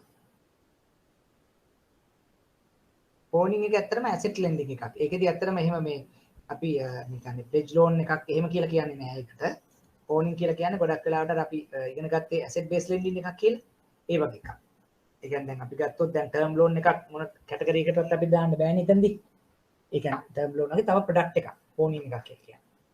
ප්ලෙජ් ලෝන් එකක් කියලා කියන්නේ ඔය අපි කෙටි කාලින චක්‍රේ නායක එක වේරියේෂන් එකක්. දැන් අනිත් දැන් හුඟක් වෙලාවට අපි දීර්ඝ කාලින කෙටි කාලින කඩන්න පුළුවන්. දැන් ඒකට ෂෝට් ටර්ම් ලෝන් වර්ගයක් තමයි පෝනින් කියලා කියන්නේ. ෂෝට් ටර්ම් ලෝන් වර්ගයක් තමයි ඉම්පෝර්ට් ලෝන් කියලා කියන්නේ. ෂෝට් ටර්ම් ලෝන් වර්ගයක් තමයි TR ලෝන් කියලා කියන්නේ. right? දැන් පෝනින් එකක් ඒක ඇවිල්ලා වෙනම ආවේනික වෙච්චි මේ උකස් නැහැ හැටියට යන එකක්. ඒක මේ ප්ලෙජ් එකක් හැටියට ගන්නෙ නෑ. නමුත් ඒකේ අර ප්ලෙජ් එකක ලක්ෂණ තියෙනවා. මොකද ඒකෙදී අපි ආටිකල් එක ප්ලෙජ් කරනවා කියලානේ අපි කියන්නේ. නමුත් ඒ කරා කියලා ප්ලෙජ් එකයි ඒකයි පොඩි වෙනසක් තියෙනවා. ප්ලෙජ් එකක් කියලා කියන්නේ අර වගේ ඇසෙට් එකක් අපි IT එහෙ තියාගෙන එතන ස්ටෝර්ස් වල තියාගෙන අපේ කන්ට්‍රෝල් එකේ තියෙනවා. ඕනින් වලදී ප්ලෙජින් ප්ලෙජ් කියලා කියන්නේ සිකියුරිටි එකක් වුණා හරි දෙන එකට ප්ලෙජ් කියලා කියන්නේ. හැබැයි සුරුකුම අපි ගාව තියාගන්න. අනිත් දැන් ඔය දිගු කාලින නායක කෙටි කාලින චක්‍රීය නායක වගේ සුරුකුමකුත් අපි ගාව තියාගන්න.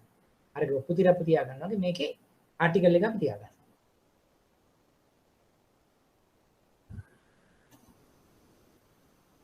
ධනුෂිකා හරි නේද?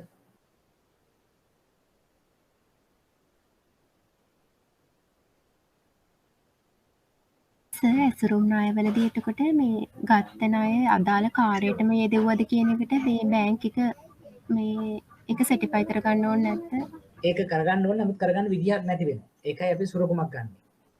මොකද දැන් අපි උපරිම ඒක තහවුරු කරගන්න කරන දෙයක් තමයි ඒ පාරිභෝගිකයාගේ ඊට කලින් එයා කොයි ආකාරයේ ව්‍යාපාරවල යෙදුනද?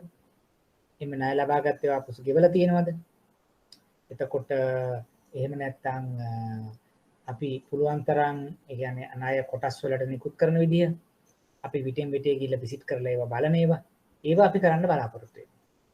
එහෙම නැතුව ටිකක් ඒක අමාරු වැඩක්. අර නිකම්ම යම් කිසි මුදලක් අපි දීලා එයාගෙන් බලාපොරොත්තු වෙනවා මේ නිෂ්පාදනය කරන්න කියලා.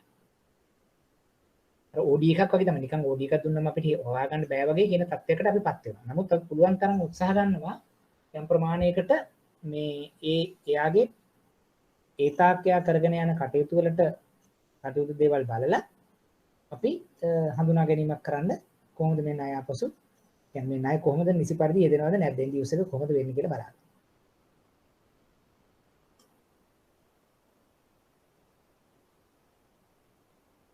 right අපි එන ඊළඟට යමු. උකස් රන් බාන්න සුරුකුම් කර ලබා ගන්නා ණය මුදල් මෙසේ හැඳින්වේ. ක්ෂණික අරමුදල් ලබා ගැනීම ජනප්‍රිය පරිචයක් වන අතර අරමුදල් පවතින විට උකස් කරන ලද භාණ්ඩ බේරා ගැනීම සිදු කරයි. උකස් ණය අවදානම් රහිත ණය ක්‍රමයක් ලෙස බැංකු විසින් හඳුනාගෙන ඇත.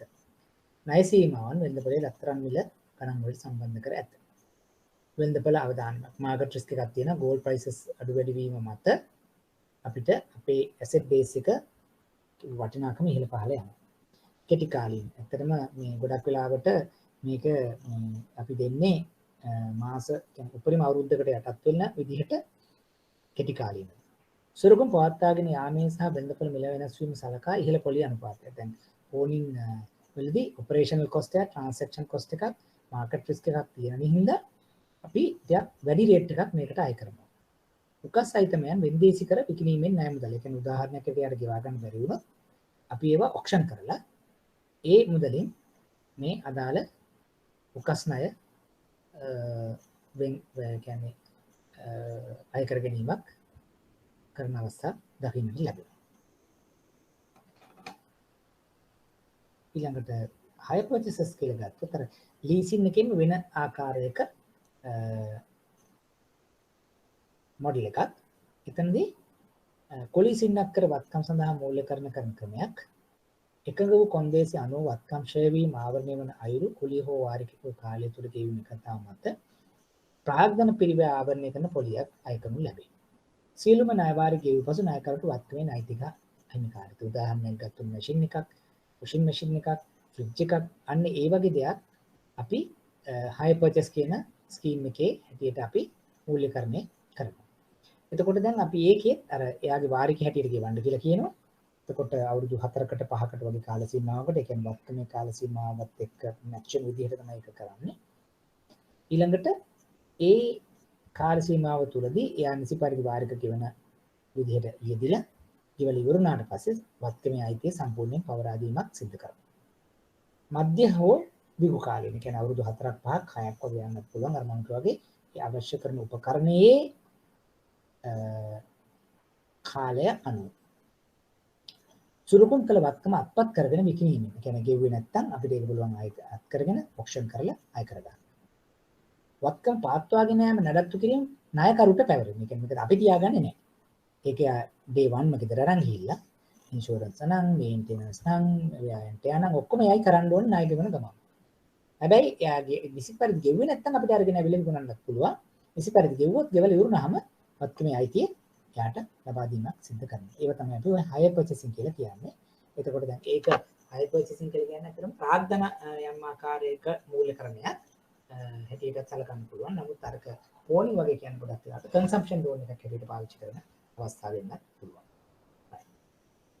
බලන්න මොනවා හරි ගැටලු තියෙනවද කියලා ඒවල.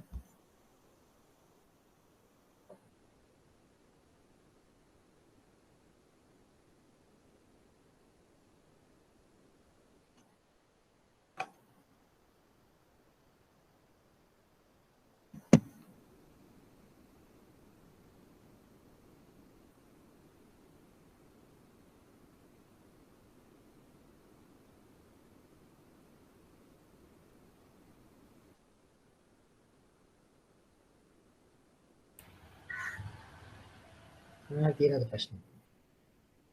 සහය පර්චස් එකක වත්කමේ අයිතිය ඒ කියන්නේ කාගේ සතුවද? hire purchase වත්කමේ අයිතිය පාරිභෝගිකයා සතු වෙනවා. දැන් එතනදී වෙන්නේ මෙහෙමයි. අයිතිය පාරිභෝගිකයා සතු වෙන්නේ නෛතික අයිතිය සම්පූර්ණයෙන්ම ට්‍රාන්ස්ෆර් වෙන්නේ ගෙවල ඉවරුණා. ඒකයි අපිට ගිහින් අරගෙන එන්න පුළුවන්. දැන් අපි හිතමුකෝ ෆයිනෑන්ස් ලීස් එක කල්පනා කරන්නකෝ. ඒකේ රෙජිස්ටර්ඩ් ඕනර් කෙනෙක් ඉන්න ඇබ්සලියුට් ඕනර්ෂිප් ඉන්නවා. දැන් ඔයා රෙජිස්ටර්ඩ් ඕනර් වෙලා ඇබ්සලියුට් ඕනර් මම හින්දා තමයි ඔයා නොගෙවන අවස්ථාවක මම ගෙනල්ලා මට පරමායිතිය තියෙන නිසා ඒක ඔක්ෂන් එකකට ගිහිල්ලා ඔයාගේ මට පවරගෙන විකුණලා මුදල් කරගන්න පුළුවන්. මේකෙදිත් අපි හිතමුකෝ ඔයාගේ නමට බඩු තියෙනවා. හැබැයි මට ඔයා ගෙවුවේ නැත්තම් මට ඒක අත් කරගෙන විකුණලා අය කර ගැනීමේ වගකීම එහෙම නැත්තම් ඒ නෛතික අයිතිය මට තියෙනවා. එතෙන්දී අර දැන් උදාහරණයකට ඔයාට අයිතිය එනවා කියලා කියන එකේ තේරුම අර සේල්ස් ඇග්‍රීමන්ට් එකට යටත්ව තමයි ඔයා ඒකේ ඕන වෙන්නේ. ඒ කියන්නේ අපි ගත්තොත් ඔයා ෆ්‍රිජ් එකක් ගන්නවා කියලා ඔයා බය හැටියට ඉන්නවා. හැබැයි ඒකේ සම්පූර්ණ අයිතිය ඔයාට ට්‍රාන්ස්ෆර් වෙන්නේ සම්පූර්ණ මුදල ගෙවලා ඉවරනහම. ඒක ඇත්තටම ටෙක්නිකල් කතා කරොත් 175 කියලා තියෙනවා ෆිගර් එකක්. දැන් ඔයා 175කට වඩා අඩුවෙන් නම් ගෙවලා තියෙන්නේ ඕනම මොහොතක අපිට ඇත්තටම ඔපරේටිව් ලීස් එකක් හැටියට එහෙම නැත්නම් මේ කුලි පිට ගැනීම වගේදී අපිට පුළුවන් ඒක අරගෙන ඇවිල්ලා අය කරගන්න. හැබැයි 75ට වඩා වැඩි තිබ්බොත් නෛතිකව පොඩි මේව එකක් තියෙනවා මට ඔයාගේ මේක අරගෙන ඇවිල්ලා අය කරගන්න. මොකද 75ට වඩා වැඩි වෙච්ච ගමන්ම ඒක නිකන් එක ලීගල් ක්ලෝස් එකක් තියෙනවා අයිතිය වාට යනවා කියන එක. නමුත් ඉතින් ගොඩක් වෙලාවට ප්‍රායෝගිකව අපි ඒ කියන්නේ 75ක් වගේ ගෙවන මිනිස්සෙක් එතනට ගෙවනවා කියන අදහසක ඉන්නවා. නමුත් අපි එහෙම නැත්නම් අපි කියන්නේ අයිතිය වාට පාවිච්චි කරන්න නැති අයිතිය තියෙනවා. හැබැයි සම්පූර්ණ අයිතිය වාට හම්බෙන්නේ නෛතික අයිතිය හම්බෙන්නේ ඔයා සම්පූර්ණ මුදල ගෙවලා ඉවර වෙන්න ඕනේ සේල්ස් ඇග්‍රීමන්ට් එකක් යටතේ. අර ෆයිනෑන්ස් ලීස් එක වගේම තමයි. රෙජිස්ටර්ඩ් ඕන හැටියට ඔයා හිටියට ඔයා ලීස් එක වාට ගෙවා ගන්න බැරි වුණොත් ඒක ආපහු ලීසින් කම්පැනිට ඒ කියන්නේ සීස් කරලා හෝ මොනවා හරි ක්‍රමයකට අරගෙන යාමේ හැකියාවක් තියෙනවා. එහෙම නැතුව දැන් එහෙම තියෙන්නේ පරමායිතිය තියෙන නිසානේ. ඒ වගේම එහා සමානව ප්‍රතිපාදනයක් තමයි කුලි පිට ගැනුම්. එහෙම නැත්නම් ඒ hire purchase act එක යටතේ තියෙන්නේ. ඔයාලට ගෙනල්ලා පාවිච්චි කරන්න පුළුවන්. හැබැයි ඔයාගේ සම්පූර්ණ අයිතිය ක්‍රියාත්මක වෙන්නේ මුදල ගෙවලා ඉවර වෙන්න ඕනේ. දැන් ඒක ප්ලෙජ් ලෝන් එකකට වඩා හැම වෙනස්. දැන් ප්ලෙජ් එකක වෙන්නේ දැන් අතන තොගයක් ගත්තොත් ඒ තොගේ අයිතිය ඔයාට තියෙනවා. ඒක සන්තකේ තියෙන්නේ ඔයාට ද්විත්ව පාලනයක් බැංකුවට තියෙන එකක් නෙවෙන්නේ. නමුත් මේක එහෙම නෙවෙයි. මේකේ ඔයා පාවිච්චි කරනවා. ඔයා අයිතිකාරයෙක් හැපෙන්නේ සිටිනවා. හැබැයි නෛතිකව අයිතිය පාස් වෙන්න නම් අවදාහරි දවසක මුදල් ගෙවලා ඉවර වෙන්න ඕනේ. එතකන් ඔයාගේ කියලා ඒක දැන් ඔයාලට තව කෙනෙකුට විකුණන්න කරන්න මොකොත් කරන්න බෑ. අපි ඒ විදිහට හිතුවොත් හරි. දැන් ඔයාගාව තියෙනවා මොකක් හරි මැෂින් එකක් ලිහිතනවා. කලර් සෙපරේටර් එක. ඒක හයර් පර්චේස් බේසිස් එක වගෙනලා තියෙනවා. ඒතර ඔයාගේ අයිතිය නම් ඔයා මොකද කරන්නේ? මේක මට තව කාටද විකුණන්න පුළුවන්. ඔයාට එහෙම විකුණන්න බෑ. හේතුව මේක බැංකුවට හයර් පර්චේස් ඇක්ට් එකේ යටතේ බැංකුවට පරමායිතියක් එතනක් තියෙනවා. එතකොට ඔයා ගෙවුවේ නැත්නම් එයාට ඒක අරගෙන ගිහිල්ලා විකුණ ගන්න පුළුවන්. ගෙවල ඉවරුනාට පස්සේ ඒ අයිතිය වාට පැවරෙනවා. ඊට පස්සේ ඔයාට පුළුවන් තුන්වෙනි පාර්ශ්වයකට විකුණ ගන්න. සර් කුලී පිට ගැනුම් කුලී සින්නක්කර කියන්නේ දෙකක්ද එකක්ද? දෙකම එකයි. එතකොට සර් මේ ලීස් කරලා ගන්න වාහන කියන්නේ කුලී පිට ගැනුම් සර්? නෑ. එතන මෙහෙම එකක් තියෙනවා. දැන් ෆයිනෑන්ස් ලීස් කියලා එකක් තියෙනවා. ඔපරේටින් ලීස් කියලා තව එකක් තියෙනවා. එතකොට හයර් පර්චේස් කියලා ලීස් එකේ සෙකන්ඩ් හෑන්ඩ් ඒවා කරන්නත් පුළුවන්. ඒ කියන්නේ මේකම එතනක් තියෙනවා.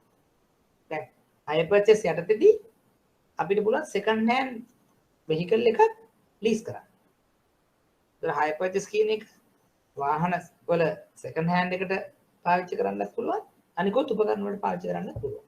හයර් පර්චේස් එකක් හැටියට යනකොට සෙකන්ඩ් හෑන්ඩ් වෙහිකල් එක අර ලීසින් ප්‍රොසීජර් එකම තමයි එතන යන්නේ. එකම දේ වෙනස තියෙන්නේ වැට් එක ලීසින් එකේ ෆයිනෑන්ස් ලීස් එකේ තියෙනවා. හයර් පර්චේස් වල වැට් කියලා කොම්පොනන්ට් එකක් නැති වෙනවා. එච්චරයි. නමුත් concept එක හයර් පර්චේස් කියලා කියන්නේ කුලී සින්නක්කර කියලා කියන්නේ කුලී පිට ගන්න ඔක්කොම. සර් ඒ කියන්නේ දැන් වාහන අපිට එතකොට එක්සාම්පල් විදිහට මොනවද තව ගන්න පුළුවන්? මට තේරුන්නේ නැහැ. දැන් ඒ කියන්නේ හයර් පර්චේස් හැටියටද? Hire purchase examples. ඔව් සර්. ඔව් දැන් උදාහරණයක් ගන්නකො අපි දැන් ඔය සිංගේකෙන් එහෙම නැත්නම් පිලිප්ස් වලින් අපිට ගෙවල් වලට ටීවී එකක් මේ ගන්න දෙනවා කියලා ඊසි පේමන්ට් වලට ගිහින් කරනවා. දැන් අපි ක්‍රෙඩිට් කාඩ් කතන්දර නෙවෙයි. මැෂින් එකක් අරන් ගිහලා මාසපතා වාරික් කලෙක්ට් කරනවා කියලා ඒ හයර් පර්චේස් ඇග්‍රීමන්ට් එකට තමයි ඒගොල්ලෝ දෙන්නේ. කරන අපි හයර් පර්චේස් කියන ඇක්ට් එකේ යටතේ අපිට පුළුවන් එක ඉන්ස්ටෝල්මන්ට් එකක් ගෙවලා ගෙදර යනවා. ඊට පස්සේ මාසපතා අපි ගෙවනවා. දැන් ඔය ක්‍රෙඩිට් කාඩ් හරහා ගෙවන කතන්දර වෙන්නේ. ක්‍රෙඩිට් කාඩ් හරහා වෙනකොට අපි ෆුල් පේමන්ට් එක කියලා අපි තනි අයිතිය ගන්නවනේ.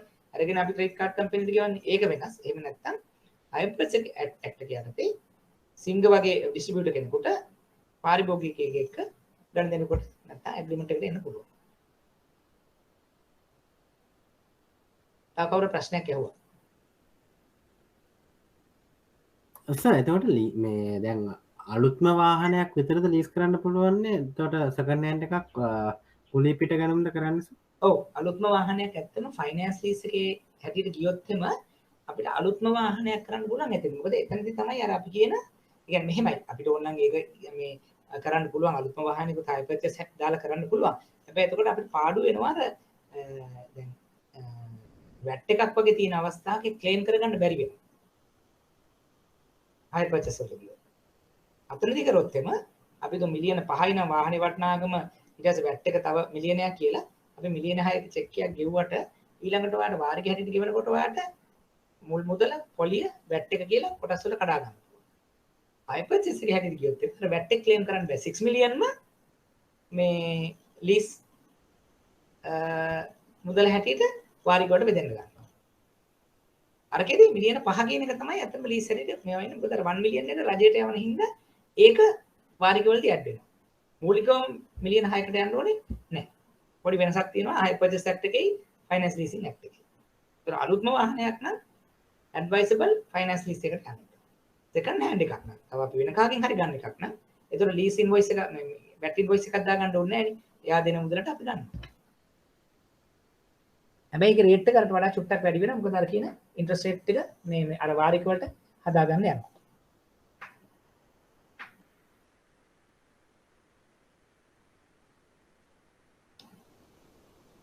තව මොන හරි ගැටලු තියෙනවද?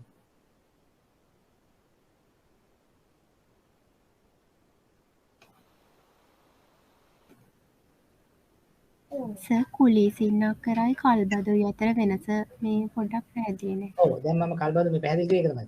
කල්බදු කියලා කියන්නේ ෆයිනෑන්ස් ලීසින් එකයි ඔපරේටිව් ලීසින් එකයි. කුලී සින්නක්කර කියන එක තමයි දැන් අපි මේ පැහැදිලි කරේ උපකරණ එහෙම නැත්නම් විත්ත අපි පාවිච්චි කරපු වාහන ඒව තමයි මේ කුලී සින්නක්කර හයර් පර්චේස් එක හැටියට යන්නේ. මෙන්න මේ කියන ක්‍රමවේදය. ෆයිනෑන්ස් ලීස් එක කරාම කිව්වේ ලීසින් ඇග්‍රීමන්ට් එකක් යටතට ගිහිල්ලා වාහනයක් අපි ලීස් කරනවා. ඒකෙදි අර මම කියන පරමායිතිය නැත්තම් රෙජිස්ටර්ඩ් ඕනර් එහෙම නැත්තම් හැටියට තියෙන එකක් මාසික වාරික ගෙවීමක්. එතකොට සම්පූර්ණ වාරික ගෙවල ඉවරනහම ඒක ට්‍රාන්ස්ෆර් වෙන එකක්. එතකොට ඒකෙදි 100ට ලීස් එකක් කැන්සල් කරන්න බෑ. ඒ වගේ ඔප්ෂන් එකක් තමයි තියෙන්නේ ලීස් එකට. අපි දැන් අර ගිය සතියේ කරේ කල්බදු කියලා. ඒ කල්බදු කියලා කියනකොට ඒක ලීස් හැටියට යන්නේ ඒක.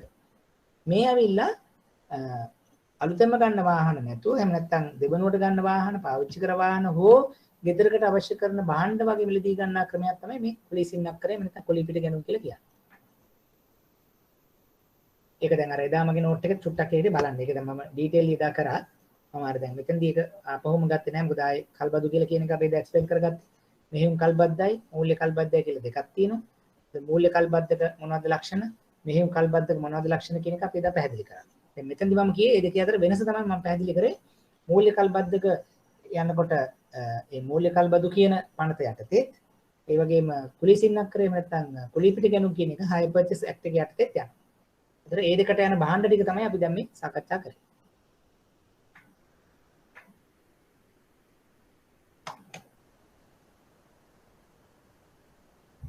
ඊළඟ ක්වෙස්චන් නම්බර් 6 එක ගත්තොත් එම ඒකේ මම හිතන්නේ අපිට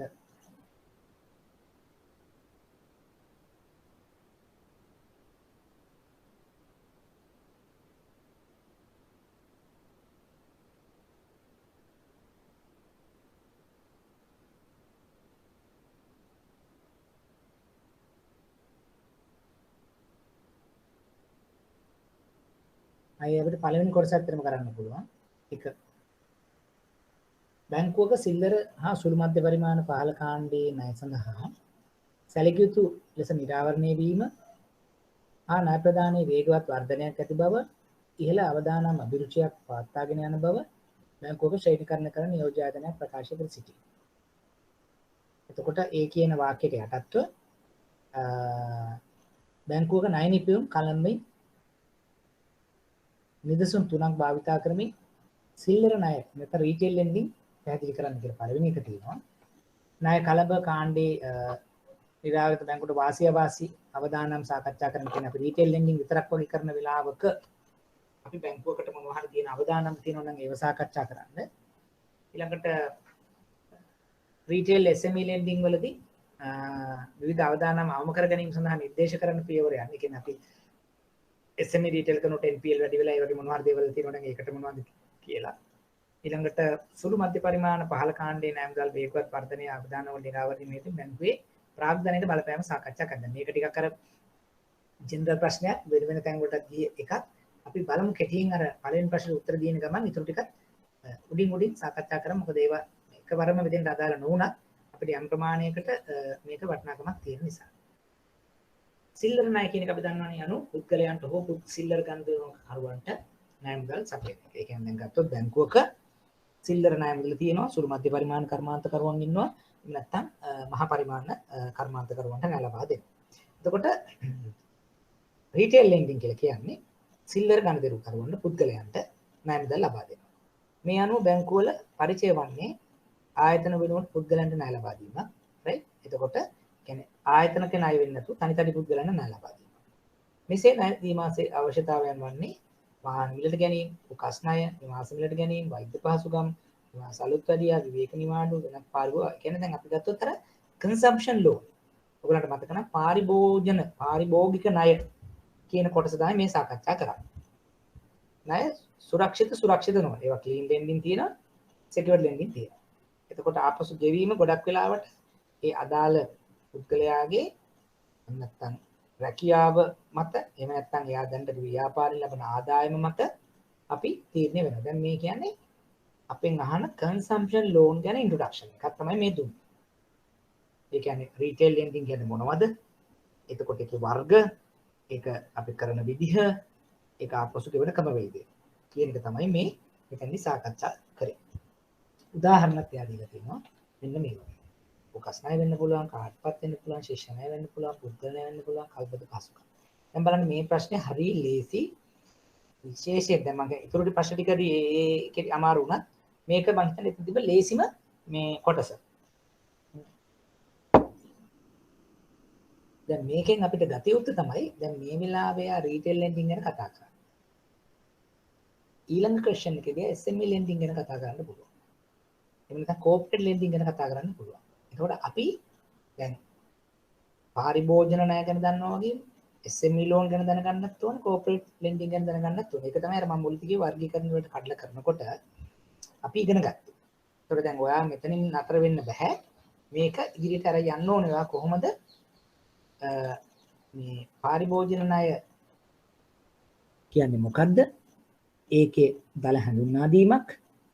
එතකොට ඒ සඳහා ගන්න සුරුකුම් ඒ ගන්නවද නොගන්නවද දේ අනුව ආපසු ගෙවන ක්‍රමවේදය වගේ දේවල් තමයි ඔයා මෙතනදී බැලුවේ. ඊළඟට උදාහරණ දෙකකුත් පැහැදිලි කරා.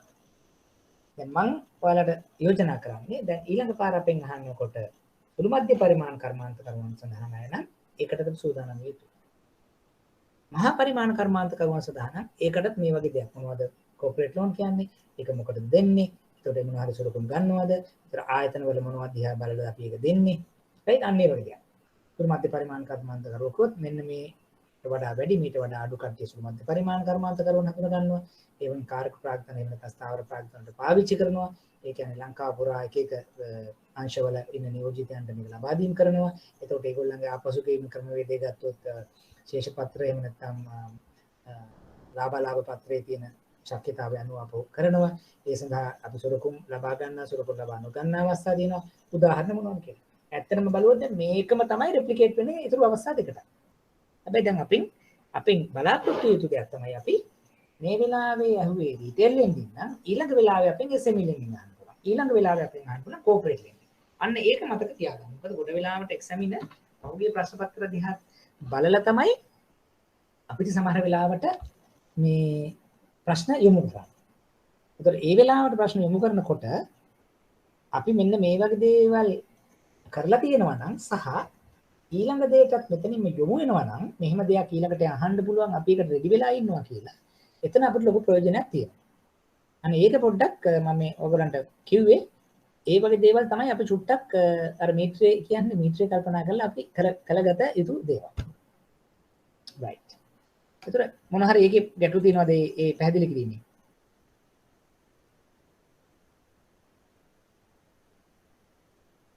රීටේල් ලෙන්ඩින් ගැන. මම හිතන්නේ ඒක නම් අමාරු වෙති කියලා.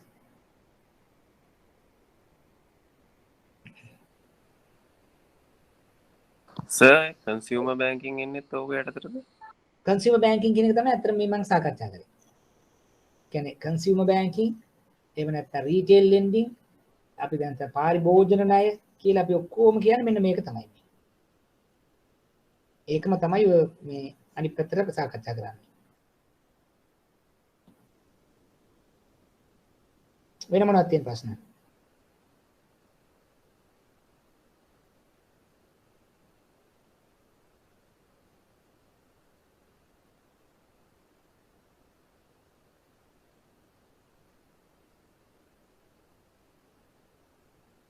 පැහැදිලිද? ඒ කියන්නේ අමාරු නැහැ. නමුත් තව මොන හරි යෝජනා කරන්න ඔයගලන්ට තේරෙන්නේ නැති කොටසක් එහෙම නැත්නම් තව එතෙන්දි දැනගත යුතු කැලලක් තියෙනවා.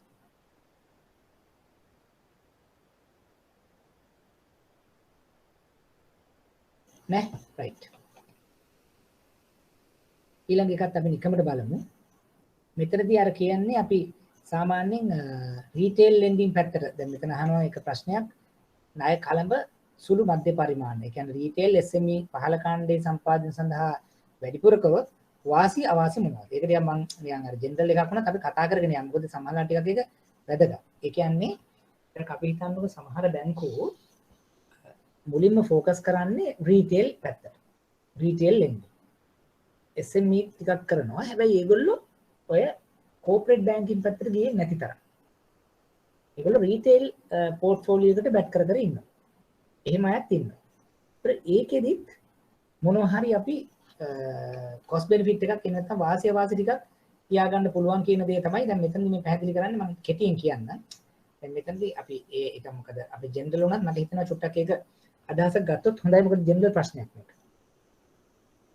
මහා අලෙවිකරණයක් කිරීම. කියන්නේ දැන් අපි ගත්තොත් අපේ කස්ටමර් බේස් එක නිකන් ලක්ෂ ගණන් නම් අපිට ඉන්නේ. ඒ රීටේල් ලෙන්ඩින් කියන්නේ එහෙමනේ. ඒතර මාස් මාකටිං කරන්න ලේසි.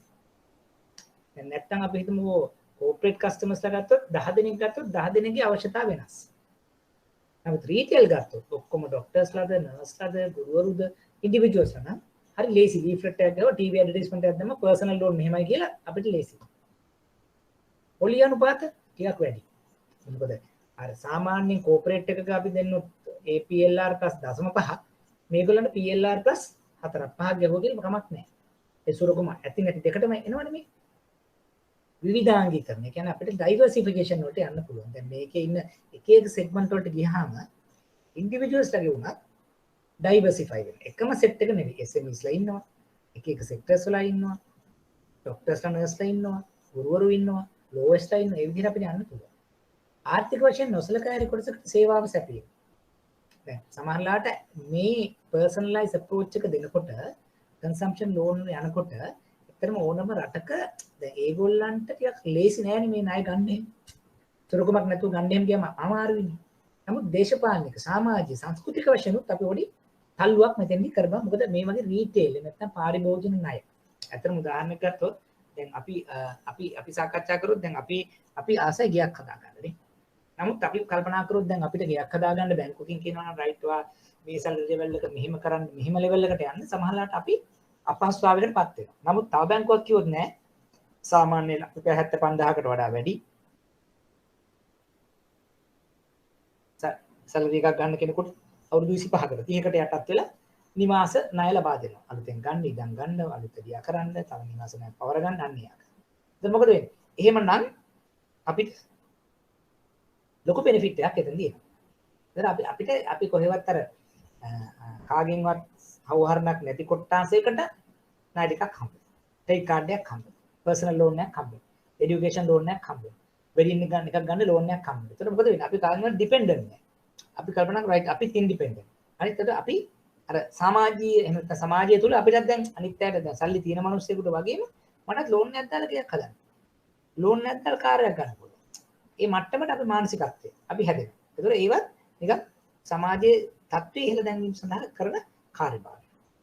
එතකොට අනිත් පැත්තට ගියොත් පැහැරහැරීමේ අවදාන, සංකීර්ණ අවදාන, ආයතන කරුවන්ගේ අවදාන, ආපසු ගෙවීම, ආර්ථික සාධක උත්තමනය අන්න ඒවා ආර්ථික තත්ත්වයන් හෝ බලපෑමට ලක් වෙනවා.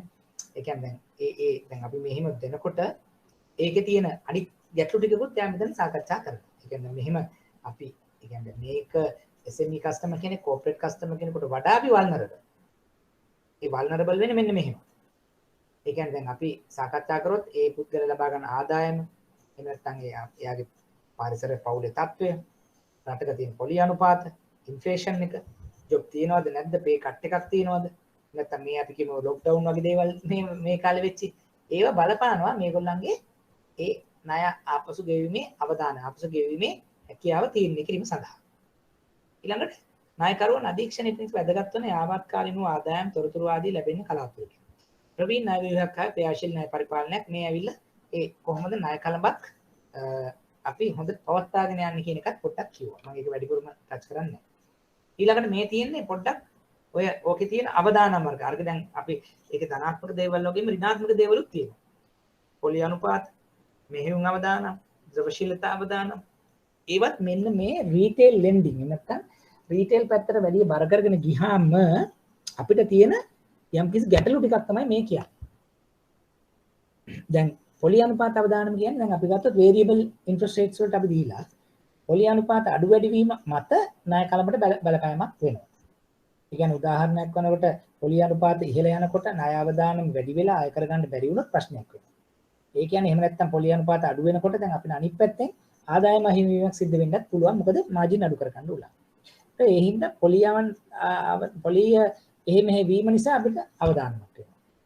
මෙහෙම අවදානමක්. දැන් අපි ණය ලබා දීලා ණය අය කරගන්න වෙන්න පුළුවන්. එහෙම නැත්නම් ඒ සිස්ටම් එක දත්ත එතකොට අන්න ඒ වගේ දේවල් පාවිච්චි කරනකොට ඒතරත් අපිට ගැටලුවක් වෙන්න පුළුවන්. අපි හිතුවට මේක දැන් හරි ලේසි ලෝන්ස් දෙන්න පුළුවන් ලංකාව පුරා ලෝන් දුන්නා වගේ නෙවෙයි ළඟට නේ. සිස්ටම් කැපැසිටි වෙන්න පුළුවන්. ඔක මොනිටරින් වෙන්න පුළුවන්. මොනවා හරි ෆ්‍රෝඩ් එකක් වගේ දෙයක් වෙන්න පුළුවන්. එතකොට මෙහෙම අවදානමකුත් තියෙනවා. දැන් ද්‍රවශීලතා අවදානම කියලා එකක් තියෙනවා. දැන් මුදල් දුන්න වගේ නෙවෙයි කලෙක්ට් කරන්න ගියාට පස්සේ ඒව කලෙක්ට් නැත්තම් පිළිවෙලට. දැන් ඒක පැහැදිලිවම අපි අත්දැක්කා මේ වගේ වෙලාවක දැන් මේ ලොක්ඩවුන් එකකදී පේ කට් එකක් වගේ ආවහම ඒගොල්ලන්ට අපිට ආපසු ගෙවීමේ හැකියාව ගැටලුව ආවා. ඒතර ආපසු ගෙවීමේ හැකියාව ගැටලුව ආව ගමන් මොකද උනේ? අපිට අපේ පොලිය නැත්නම් අපේ ආදායම වල බලපෑමක් සිදු වුණා. ඊට අමතරව යම්කිසි සහන ලබා දෙන්න ඕන. එතකොට මාස 3ක් 6ක් 9ක් නිකන් 7-5ක්වත් බැංකුවට ආවේ නැති අවස්ථා තිබුණා. එතකොට ඒ නිසා අපේ ද්‍රවශීලතාවයට බලපෑවා. ඒ වගේම තමයි එහෙම මාස ගාණක් නොගව ඉඳලා ඒගොල්ලන්ට ආයෙ ගෙවන්න කියනකොට දැන් අර ගත්ත නමුදල වගේ තව එකමාරු ගුණයක් විතර ආයෙ වැඩි වෙලා තියෙනවා. ඒව ආයෙ කර ගැනීමෙත් ආයෙ ගැටලු වෙන්න පටන් ගත්තා. right? එතකොට basically එතනදී අර දැන් මේ ටිකක් එක දිගු උත්තරයක් වුණාට මම අර චුට්ටක් ඔයගලන්ට අදහසක් ගන්න තමයි කිව්වේ දැන් මේ වගේ ප්‍රශ්න දෙන්න පුළුවන්. ඒකට ජෙනරල් ප්‍රශ්නයක්. ඒතර දැන් අපි හිතනවානේ right අපි ඉගෙන ගත්තම දේම ද මෙතෙන්ට එන්නේ නැහැ. ඉගෙන ගත්ත දේ එයා තවදුරටත් ප්‍රායෝගිකකරණය කරා රීටේල් ලෙන්ඩින් පෝර්ට්ෆෝලියෝ එක. නැත්තම් කේවල ණය කලබක් තිබුණොත් වාසිය වාසි මොනවද? වාසි වගේම අවාසි අවදානම් වර්ගයක් තියෙනවා. ඒතර ඒවා අපි කළමනාකරණය කරන්නේ කොහොමද? අන්න ඕක තමයි ගැටලුව. right? දැන් පළවෙනි ප්‍රශ්නේ තිබ්බනේ කර රීටේල් කලබ කියන්නේ මොකද්ද? ඒකේ වාසිය වාසි මොකද්ද කියලා අහුවා. තුන්වෙනි ප්‍රශ්නට යන්න කලින් මොනවා හරි තියෙනවද ඕගලන්ට ඒ දෙවෙනි එක සම්බන්ධ? තුන්වෙනි එකේ තියෙන ඒ අවදානම් අවම කරගන්න කොහොමද කියලා. බැංකුවක් හැටියට. මොනවද තියෙන්නේ පිළිවෙලට පැහැදිලි කරගන්න.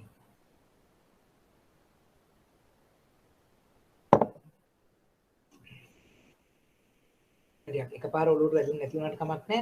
අදහසක් ආව නම් ඕගොල්ලන්ට මොකද්ද මේ සිද්ධිය කියලා.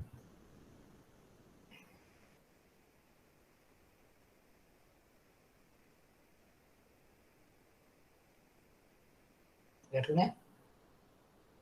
හරි එන්න කෙටියෙන් ඉතුරු දෙක බලාගෙන යමු. මොකද ඒක ගොඩක් වෙලාවට අර එකවරම ඔලුවට වැදෙනකොට අමාරු වෙයි. නමුත් අපි දෙවෙනි අවස්ථාවේදී ප්‍රශ්න පත්‍ර සාකච්ඡා කරන මට්ටම වෙනකොට වෙලා තිබුත් මේක බලමු.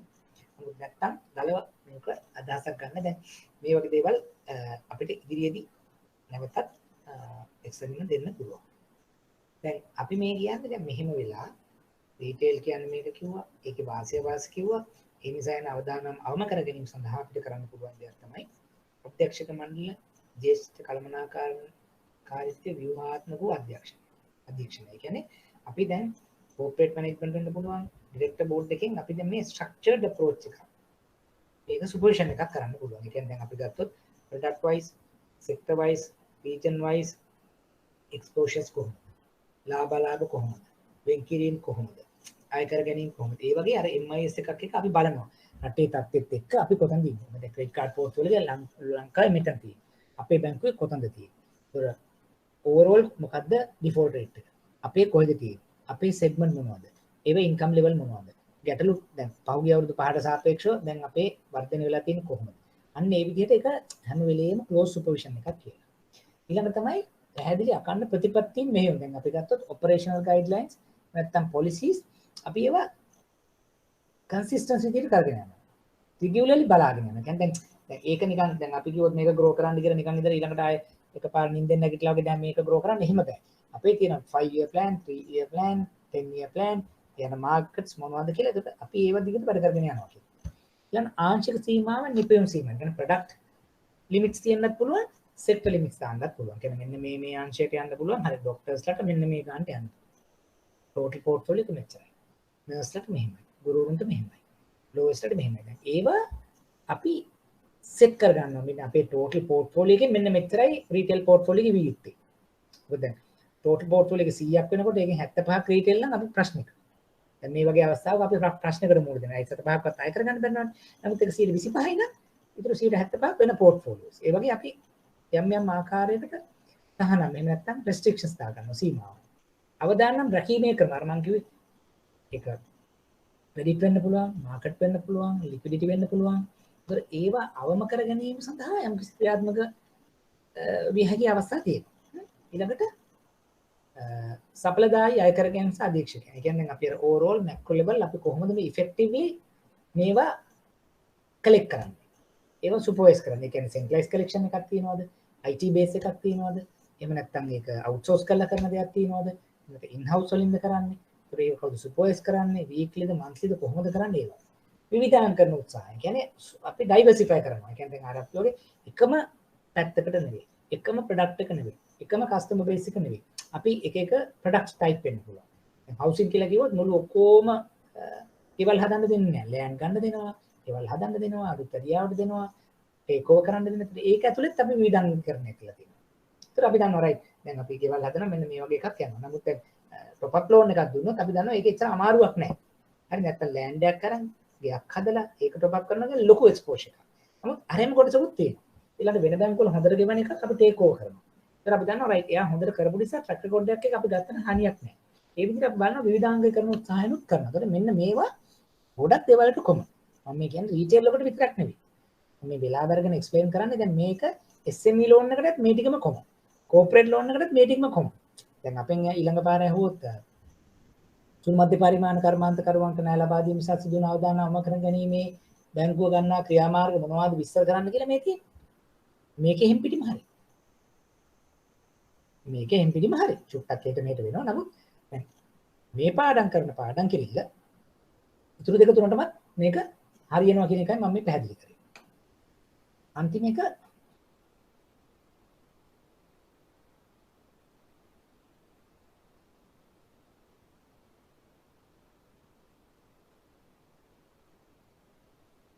නාබදල වල වේගවත් ඒ කියන්නේ කොහොමද ප්‍රාග්ධනයට බලපාන්නේ?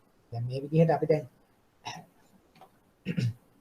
ලෝන්ස් දීගෙන යන්න ගත්තාම ඔක්කොම රීටේල් කස්ටමර්ස්ලා නම් එතකොට ඕක බලපානවද බැංකුවේ ප්‍රාග්ධනයට? රෙගියුලේටර් කැපිටල් එකට. දැන් අපි කියනවා ලික්විඩ් රිස්ක් එන්න පුළුවන්, ක්‍රෙඩිට් රිස්ක් එන්න පුළුවන්, ඩයිවර්සිෆිකේෂන් ප්‍රශ්න එන්න පුළුවන්, කලෙක්ෂන් ප්‍රශ්න එන්න පුළුවන්. කොහොම ආවහම අපිට බැංකුවේ පාදක ප්‍රාග්ධන රෙගුලේටරි නියාමන ප්‍රාග්ධනයට බලපාන්නේ කෙසේද? ඉහළ ගුණාත්මක භාගික කලබක් ඉහළ ලාභදායීත්වය හා පහළ අවදානම් පරිදි ධනාත්මක අන්‍ය. දැන් ඕකේ දෙකක් තියෙනවා. අපේ ණය කනබ ක්වොලිටි එකක් නම් ප්‍රොෆිටබල් නම් risk weighted assets අඩුයි නම් ඒක පොසිටිව් ඉම්පැක්ට් එකක්. ඒ කියන්නේ අපි ලබා දීපු ණය ලබා දීපු කට්ටිය හොඳට ගෙවනවා නම් ඒගොල්ලන්ගේ තරාතිරම හොඳ නම් මූල්‍ය ප්‍රවාහ හොඳ නම් එන්නෙන් වර්ධනය වෙන කට්ටියක් නම් ඒකෙන් ධනාත්මක ඉම්පැක්ට් එකක් එනවා අර මම කියන හානිය අවම වෙලා. ඕකේ අනිත් පැත්ත නම් ඍණාත්මක. දැන් ගත්ත ගමන් ගෙවන්නේ NPL වැඩි, ඩිලින්ක්වන්සිස් වැඩි, රේටින් ප්‍රශ්නයක් යනවා, මිනිස්සු කම්ප්ලේන් කරන්න පටන් ගන්නවා, සර්විස් ලෙවල් අප්සෙට්. එතකොට නෙගටිව්. අයි NPL වැඩි වෙනවා, ප්‍රොවිෂනින් වැඩි වෙනවා. එහෙම වෙලා බැලන්ස් ෂීට් එකට P&L එකට රේටින් එකට බලන්න. එතකොට ඕකේ මේ පැත්ත නම් මෙහෙමයි, මේ පැත්ත නම් මෙහෙමයි. ශ්‍රේණීගත නොකිරීම නිසා නියාමන ප්‍රාග්ධන. දැන් අපි ගත්තොත් අපි ඉදිරියට කතා කරන සෙක්ෂන් 2 වල අන්තිමට පාරිභෝගික ශ්‍රේණීගත කිරීම. දැන් සමහර වෙලාවට ශ්‍රේණීගත කිරීම කරන්න පුළුවන් SME corporate customers ට මොකද ඔක්කොම දත්ත විස්තර අපිට තියෙනවා. නමුත් ඉන්ඩිවිජුවල් මේ වගේ කස්ටමර්ස්ලා අපිට මෙන්න 1 by 1 රේට් කරලා මෙන්න මෙයා A+ මෙයා B+ කියලා කියන්න බෑ. අපි ක්‍රෙඩිට් ස්කෝරින් එකක් වගේ පාවිච්චි කරලා කරනවා. නමුත් මෙහෙම රේටින් එකක් මෙන්න මෙච්චර හොඳට කරන්න බෑ. එහෙම වෙච්ච ගමන් අර රේටින් එහෙම නැත්නම් නියාමන ආයතන එහෙම නැත්නම් මහ බැංකුවේ බාසල් වගේ දේවල් වලින් ඇවිල්ලා කියන රයිට් මේගොල්ලෝ අන්රේටඩ්. එහෙනම් ලොකු ප්‍රාග්ධන වෙන් කිරීමක් කළ යුතුයි වා. SME එකට 5යි නම් corporate 3යි නම් මේකට 10ක් අයින් කරන්න. ඇයි? මේක අන්රේටඩ්. අපි දන්නේ නැහැ මෙයාගේ behavior එක නරක අවස්ථාවක. ස්ට්‍රෙස් සිටුේෂන් එක දන්නේ නැහැ. So ඒක higher capital එකක් provide කරන්න වෙනවා. මේ portfolio එක වැඩි නම් තවත් වැඩි. ආර්ථික පහත වැටීම් වලදී ඉහළ නියාමනයක් ඔන්න මේ වගේ අවස්ථාවක්. ආර්ථිකයේ හෝ යම් කාරණා මත බලපෑමක් සිද්ධ වෙනකොට අපේ ණය කළඹ රීටේල් නම් වැඩිපුර තියෙන්නේ. ඒක නිසා අපිට වැඩිපුර වෙන් කිරීමක් ප්‍රාග්ධනෙන් අයින් කරන්න වෙනවා. ඒවා අපි අන්තිම කිට් වෙනකොට මම කියන්න මොනවද මේ ප්‍රාග්ධන වෙන් කිරීම වගේ කියලා. නමුත් දලව අවදානම් වැඩි නම්, රිස්ක් රිස්ක් එක වැඩි නම්, මෙහෙම අවදානම් වැඩි නම්, ප්‍රවේශීලතා අවදානම් වැඩි නම් පාසල් එක අනුව කියනවා වැඩි ප්‍රාග්ධනයක් අයින් කළ යුතුයි. අන්න ඒක තමයි දල වශයෙන් අපි මේ සාකච්ඡා කරේ. එතකොට මේ ප්‍රශ්නේ තිබ්බේ මොකද්ද රීටේල් සිල්ලර ණය කලබක් කියන්නේ? ඒකේ වාසි අවාසි, ඒ අවාසි අවම කර ගැනීම සඳහා කළමනාකාරීත්වයට කළ හැකි දේවල්, සිල්ලර ණය කලබක් වැඩිපුර පාවිච්චි කිරීමේදී බැංකුවක ප්‍රාග්ධනයට සිදුවේ හැකි බලපෑම්. යක් සංකීර්ණ ඇඩ්වාන්ස් ක්වෙස්චන් එකක්. නමුත් මම හිතනවා කාලීනයි. මොකද ඔය ප්‍රශ්න ඔය විදිහටම ආයෙන්න පුළුවන්. අද ඔය වගේ තත්ත්වයක් ඇවිල්ලා තියෙනවා. ඔය වගේ දැන් අය කර ගැනීම අපහසුතා, කොවිඩ් වගේ සංසිද්ධීන්, එක එක සෙක්ටර්ස් වල තියෙන බලපෑම් නිසා අපි ගැටලුකාරී තත්ත්වයකට පත් වෙලා තියෙනවා. ඒ ගැටලුකාරී තත්ත්වය තුළ අපේ තියෙනවා මහ පරිමාණ පාරිභෝගිකයන්, සුළු මධ්‍ය පරිමාණක පාරිභෝගිකයන්, ඒ වගේම සිල්ලර නැත්නම් කන්සම්ප්ෂන් රීටේල් පාරිභෝගිකයන්. ඒතර මේගොල්ලන්ට ලබා දීපු ණය මුදල සහ ණය කළඹේ behavior එක අනුව අපේ අවදානම් වෙනස් වෙනවා, ලාභාලාභ වෙනස් වෙනවා, ප්‍රාග්ධනයේ තියෙන බලපෑම් වෙනස් වෙනවා, ක්‍රියාකාරකම් වෙනස් වෙනවා. ඒතර අන්න ඒ වගේ big picture එකක් ඔළුවේ දැන් අපිට මේකෙන් පස්සේ ඔයගලන්ට ගන්න පුළුවන් වෙනවා. ඒ අනුව අපිට මුගක් වෙලාවට තේරුම් ගන්න පුළුවන් වේවි මොනවද මේකෙන් සිදුවන බලපෑම් කියලා. ඒ වගේ ප්‍රශ්නයක් ආවොත් මේක වඩා චුට්ටක් දැන් අපිට බය නැතුව මම කියන්නේ මේ ප්‍රශ්නේ සමානලට ටිකක් අමාරු ප්‍රශ්නයක්.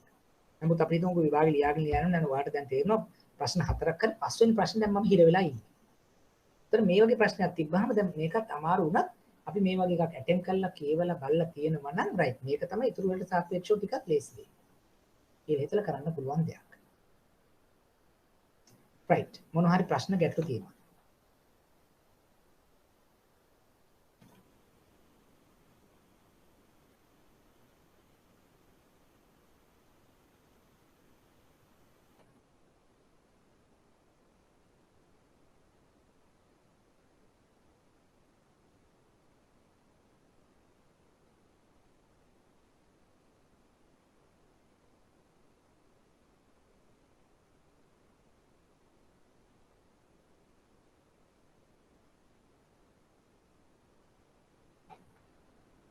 ගැටලු දැනග තව අමාරු වෙන ඒවා මොන හරි තියෙනවා.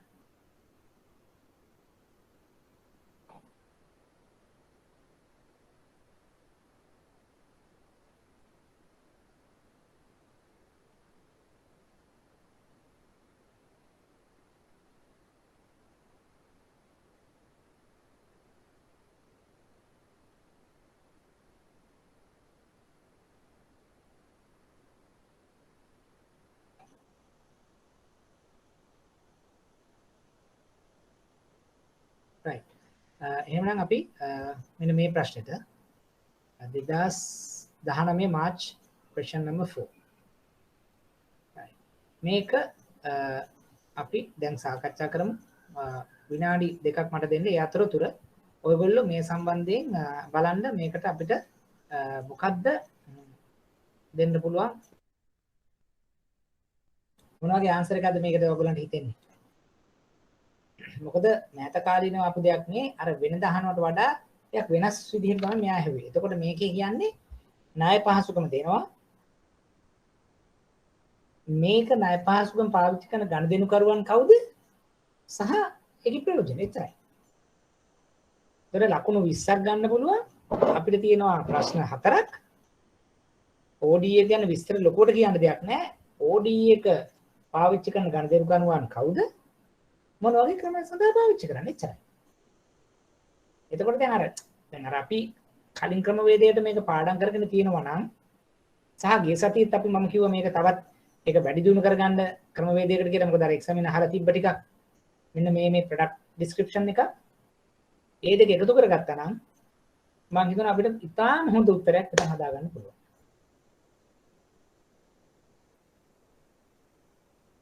ඔයගොල්ලෝ හිතන්නේ මොකද්ද මේ ප්‍රශ්නේ නිකන් අමාරුද එහෙම නැත්නම් අපිට ලකුණු ලේසියෙන් ගන්න පුළුවන් වගේ ප්‍රශ්නයක්. කියන්න බෑ දැන් අපි තියෙන දැනුමත් එක්ක.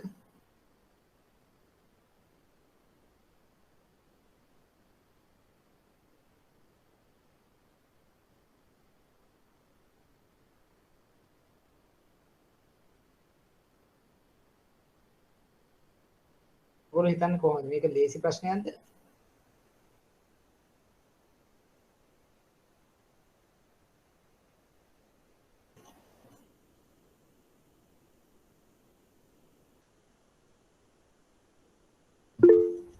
ලේසි. හරි උදාහරණ. මොකද දැන් අපි කරලා තියෙන දේවලුත් එක්ක බැලුවාම උඩරිම ලකුණු ගන්න පුළුවන්. දැන් අන්න ඒකයි මම කිව්වේ සමහර වෙලාවට අර දැන් අපි ප්‍රශ්න කරන්න තියෙන වාසිය අපි ගොඩක් දැනුමින් සන්නද්ධ වෙනවා. එතකොට දැන් මේ එක්සැමින අහන දේට තාවන වැඩිපුර දේවලුත් අපි මෙතන දන්නවා. ඒක ගානට පොඩක් අර කට්ටකම පාවිච්චි කරලා අපි ඒ ටික උත්තරේ හොඳට ලියලා සම්පූර්ණ කරන එක තමයි මේක අපි හැකියාව වෙන්නේ. උදාහරණ බලන්න මේකෙදි අපි බලමු දැන් අහනවා මේ අයිරා. කවුද ගනුදෙනු කරුවන් මොනවද ප්‍රයෝජන?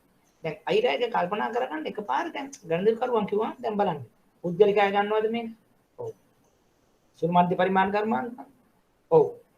මහා පරිමාණ ව්‍යාපාරද? ඔව්. එතකොට සාමාන්‍යයෙන් ගනුදෙනු කරුවන් සියලුම වර්ගයේ ගනුදෙනු කරුවන් අයිරාව ඕනේ නේ. දැන් අපි ගත්තොත් වැටුප් ලබන අයටත් පාරිභෝජන කටයුතු සඳහා අයිරා පාවිච්චි කරනවා. සුළු මධ්‍ය පරිමාණ කරුවන්ට ඉරිදා ව්‍යාපාරයේ කාර්ක ප්‍රාග්ධන කටයුතු සඳහා මේක ලබා ගන්නවා. මහා පරිමාණ ව්‍යාපාරයට OD එකක් පාවිච්චි වෙනවා පොදු කාර්ය පිරිවැය වලට. එච්චරයි. ගනුදෙනු කරුවන්ගේ වර්ගය. ඊට පස්සේ ප්‍රයෝජන මොකක්ද? මෙන්න මේවා. සාමාන්‍යයෙන් පොදු කාර්ය පිරිවැය, විදුලි පිළිපත් ඒ වගේ එදිනදා මොනවා හරි දේවල්. එහෙම නැත්නම් අපි ගත්තොත් තොගේ එහෙම නැත්නම් ණය ගැතියන් ඒ වගේ දේවල් වල තාක්ෂණික අවශ්‍යතාවයන් සඳහා මේක පාවිච්චි කරගන්න. කොටින්ම කිව්වොත් කාර්ක ප්‍රාග්ධන අවශ්‍යතාව සඳහා පාවිච්චි කරනවා කියන එක කියලා ඒක තවත් අපි ගොඩක් එක්ස්ප්ලেইন කරනවා. අනිත් පුද්ගලයෝ කොහොමද ඒක වෙන්නේ? සුළු මධ්‍ය පරිමාණ කර්මාන්ත කරුවන් කොහොමද වෙන්නේ? මහා පරිමාණ කර්මාන්ත කරුවන් කොහොමද ඒක පාවිච්චි කරන්නේ? එච්චරයි. ලකුණු දෙකමාරයි ලකුණු පහයි. ඒක ඔකට අලුත් දෙයක් නෑ, මැජික් එකක් නෑ ලියන්න. අපි දන්න දේ මෙතෙන් සම්බන්ධ කරනවා. මෙතෙන් කොටින්ම දැන් අදුම ගානේ ඩෙෆිනිෂන් ඒව වැඩකුත් නෑ මෙතන. ඕනනම් උදාහරණයක් අපිට මෙතන ලියලා ඉන්න පුළුවන් කොහොමද සුළු මධ්‍ය පරිමාණ කර්මාන්ත කරුවෙකුට හරි මහා පරිමාණ කෙනෙකුට හරි තනි පුද්ගල වැටුප් ලබන්නා කෙනෙකුට හරි කොහොමද OD එකක් නැත්නම් බැංකු අයිරාවක් අවශ්‍ය වෙන්නේ කියන එක අපි ලියනවා. එච්චරයි. ඒක කියන්නේ දැන් අර සමහරලාට දැන් අපි මේ ප්‍රශ්න පත්‍ර කරන එකේ තියෙන වටිනාකම තියෙන්නේ අපිටම තේරුම් ගන්න පුළුවන් සෑහෙන මට්ටමකට මෙන්න මේ ප්‍රමාණයකට අපි මේකට හොඳ උත්තරයක් දෙන්න පුළුවන් කියලා. එතකොට එතනින් එහාට එක්සැමිනර් ලකුණු 5ක් දෙන වෙරෙන්න මේ වෙන විසඳුමක් නැහැ. ව්‍යාපෘති ණය. ගනුදෙනු කරුවන් ගත්තොත් SME වාණිජ සාංගමික මට්ටමේ සාර්වත්කම් මිලට ගැනීම හෝ නව ව්‍යාපාර ආරම්භයට අවශ්‍ය නම් දෙනවා. අර අපි ගත්ත සින්ඩිකේෂන් ලෝන් හැටියට හරි කෝපරේට් කස්ටමර්ස් හරි SME කස්ටමර්ස්ලට හරි ස්ථාවරවත්කම් මූල්‍යණය සඳහා. ඒකෙදි අලුත් ව්‍යාපාර එහෙම නැත්නම් මේ තියෙන ව්‍යාපාර සඳහා යම් වැඩි දියුණු කිරීම. ඒ වගේ එකකට තමයි මේ ව්‍යාපෘතිය අවශ්‍ය වෙන්නේ. භාවිතාව. මෙන්න මේ ඉඩකඩම් ගොඩනැගිලි උපකරණ වාහන ජංගම නොවනවත්කම් හෝ ස්ථීර ආර්ග ප්‍රාග්ධනය සඳහා මේ ව්‍යාපෘතිය අවශ්‍ය වෙනවා. මේගොල්ලෝ පාවිච්චි කරන මේ අවශ්‍යතාව. දැන් ඕක අර මම එක කියන්නේ හැම වෙලේම දැන් අර උත්තරයක් නම් මේකට මේ කලින් ලියලා නැහැ මම මේකට දන්නේ නැහැ කියන මට්ටමේ නෙවෙයි. හැම වෙලේම කල්පනා කරන්න දැන් අර අපි කිව්වේ දැන් ප්‍රොඩක්ට් එකක් ගත්තා. ප්‍රොඩක්ට් එකක් මොනවද දන්නේ? ඒකේ ඩෙෆිනිෂන් එක අත දැකීම දැනගන්න ඕනේ. ඒකේ මූලික ලක්ෂණ දැනගන්න ඕනේ. වාසිය අවාසි දැනගන්න ඕනේ. අවදානම් එහෙම නැත්නම් අවදානම් අවම කිරීමේ ක්‍රියාමාර්ග දැනගන්න ඕනේ. ඒකට උදාහරණයක් අපි දැනගන්න. ඊළඟට මේක පාවිච්චි කරන පාරිභෝගික කාණ්ඩ මොනවද කියලා අපි දැනගන්න. එහෙම නැත්නම් මේක පාවිච්චි කරන පාරිභෝගික කාණ්ඩ මොන අවශ්‍යතාවන් සඳහාද මේක පාවිච්චි කරන්න කියලා අපි දැනගන්න. ඒ වගේම තමයි මෙන්න මේ කියන ණය මුදල මොන ඒ කියන්නේ ඒක අරමුදල් පාදකද අරමුදල් පාදක නොවනද ඕන් බැලන්ස් ෂීට් ද ඔෆ් බැලන්ස් ෂීට් එහෙනම් කාර්ක ප්‍රාග්ධන නොවනද එහෙම නැත්නම් මේක අර අපි කියන විදිහට සේවා ආදායම් එන ජාතිකක්ද නැද්ද අන්න ඒ ආකාරයට අපිට දැන් සාමාන්‍යයෙන් ඕනම ණය මුදලක් ඔය කියන කාරණා 7-8ට දාන්න පුළුවන් නේ දැන් මම එදත් යෝජනා කරේ ඔයගලන්ට අපිට ඕන කරන්න පුළුවන් මෙහෙම ප්‍රොඩක්ට් ලිස්ට් එකක් ලියාගෙන යනවා ප්‍රොඩක්ට් 20ක් ලියාගෙන ඒකේ මෙහෙම 1 2 3 කියලා මෙහෙම කොලම්ස් 8ක් නැත්නම් 9ක්. ඒ 9 ඔය මම කියන ටික පෙළගස්සන. මේ හැම එකකටම බලනවා මේ જાතියට හරි ටික එකක් දාන මෙහෙම කෙනෙක්ද මෙහෙම. එතකොට අනිවාර්යයෙන්ම එක ප්‍රොඩක්ට් එකකට ඔයාගේ 6ක් විතර මාක් වෙනවා. ඒක තමයි මේ කස්ටමර් සෙග්මන්ට් කරන ඕල්. හැම ප්‍රොඩක්ට් එකකටම. ව්‍යාපෘති ණය ගත්තොත් ඔන්න ඉන්ඩිවිජුවල් ක්‍රොස් නෑ. SME corporate. දැන් අපි දන්නතර අපි අපෙන් ඇහුවොත් ව්‍යාපෘති ණය පාරිභෝගික කාණ්ඩ මොනවද කියලා අපි දන්නවා මේ ඉන්ඩිවිජුවල් කස්ටමර්ස්ලට නම් මේක වැඩක් නැහැ. හැබැයි OD එක ගත්තොත් ඉන්ඩිවිජුවල් SMEs කෝපරේට් තුනට. අන්න එහෙම එක ડોකියුමන්ට් එකක් හදාගන්න. ඒක දැන් මේ මම කියන මෙතඩ් එකටම ඕනේ නැහැ. නමුත් ඔයාලට තේරෙනවනේ මෙන්න මේක තමයි සුදුසු මේකට. ඒතර ඒකෙන් අපිට ඊළඟ ගමන යන්න පුළුවන්. එදට මේ ව්‍යාපෘතිනායක් කියන එක මේ වත්කමක් මිලදී ගන්නම මේ ව්‍යාපෘතියක් හදනවස්ස ගැන ඉඩමක් මිලදී ගැනීමට ව්‍යාපෘතිය එහෙමම කියර තිනස දැන් අපි දැන් උදාහරණයක් ගන්නකො ඉඩමක් මිලදී ගැනීම කියලා කිව්වොත් ඒ ඉඩම විතර නම් මිලදී ගන්න ඒක ව්‍යාපෘති ණයක් වෙන්නේ නැහැ. දැන් මම අර කිව්වේ දිගු කාලින ණයකින් උකස් ණයකින් කරන්න පුළුවන්. දැන් ඔයා කඩයක් කරන ගමන් අල්ලපු වැඩේ තියෙන ඉඩම ගැනීම ව්‍යාපෘතියක් නෙමෙයි. ඒ ව්‍යාපෘතියක් වෙන්නේ ඉඩම් මිලදී ගන්නකොට ඒකේ තියෙන ඉතුරු කාර්යභාරයත් එක්ක තියෙන අපි ව්‍යාපෘතිය මොකක්ද? ඒක යටිතල පහසුකම් වෙන්න පුළුවන්. එහෙම නැත්නම් මහා පරිමාණ කර්මාන්තයක් වෙන්න පුළුවන්. එහෙම නැත්නම් ඔය අපි කියන ආකාරයේ මොනවා හරි මහා මාර්ගයක් හැදීමක් වෙන්න පුළුවන්, වායක් හැදීමක් වෙන්න පුළුවන්. ඒ වගේ අර බල ශක්ති ව්‍යාපෘතියක් වෙන්න පුළුවන්. අන්න ඒ ආකාරයේ තියෙන එකක තියෙන කොටස් තමයි මේ කතන්දරේ. ඒ කියන්නේ ණය ව්‍යාපාරයක් ආරම්භවන මෙන්න මේ ශේෂ්ත්‍රය. අර මතක නම් ඕගලන්ට අපි මුලින්මත් කියලා කිව්වා දැන් නිකම්ම හිතන්නකෝ එයා සාමාන්‍යයෙන් රෙස්ටුරන්ට් එකක් දාන එකත් ඒකත් ව්‍යාපෘතියක් වෙන්න පුළුවන් සුළු මධ්‍ය පරිමාණ කර්මාන්ත කරුවා. හැබැයි ඒ රෙස්ටුරන්ට් එකේදී අර අංග කීපයක් ඉදමක් ගොඩනැගිල්ලක් උපකරණ මිලදී ගැනීමක් සේවා බඳවා ගැනීමක් කාර්ග ප්‍රාග්ධනයක් ඒ වගේ සියලුම කියන්නේ වෙළඳපොළ ශක්්‍යතාවය කිරීමක්. එතකොට අන්න එහෙම බැලුවම මිලියන 10ක් වුණත් ඒක ව්‍යාපෘතියක්. ඒක මහා පරිමාණ වෙන්න ඕනෙත් නැහැ. හරි. එතකොට ව්‍යාපාර කාර්ය ගොඩක එකතුවක් නේද සර්? ව්‍යාපාරයක තියෙන අවශ්‍යතා ගොඩක එකතුවක්.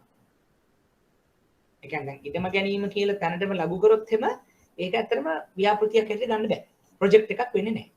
ප්‍රොජෙක්ට් එක වෙනකොට අර කියන වගේ බිම ඉඳන් ඔයා උඩටම පටන් අරගෙන ගිහිල්ලා අන්තිමට ඒක විකුණලා ඔක්කොම කරලා මුදල් ලබා ගන්න මට්ටමටම එනකම් කරන කාර්යලාභය. ව්‍යාපාර කටයුතු කීපයක් ඒක මාකටිං තියෙනවා. එතකොට එහෙම නැත්නම් processing, implementation, follow up ඒ වගේ පැත්ත කාර්යදාම. ඊළඟට ගත්තොත් ඒකේ ගත්තොත් දේපල, මැෂින්, උපකරණ, කාර්ක ප්‍රාග්ධන, වාහන ඒ වගේ ඒවා එකතු වෙනවා. ඒක නිකන් අර්ථය සංකීර්ණ කතන්දරයක් නෙවෙයි. ඒ වගේම විශේෂම දේ තමයි ව්‍යාපෘති වෙනකොට මේකේ ණය ගෙවීම සිදු වෙන්නේ අනාගතයේ මූල්‍ය ප්‍රවාහවල දායකත්වයෙන්. අන්න එහෙම හිතුණා තවත් පහසුයි.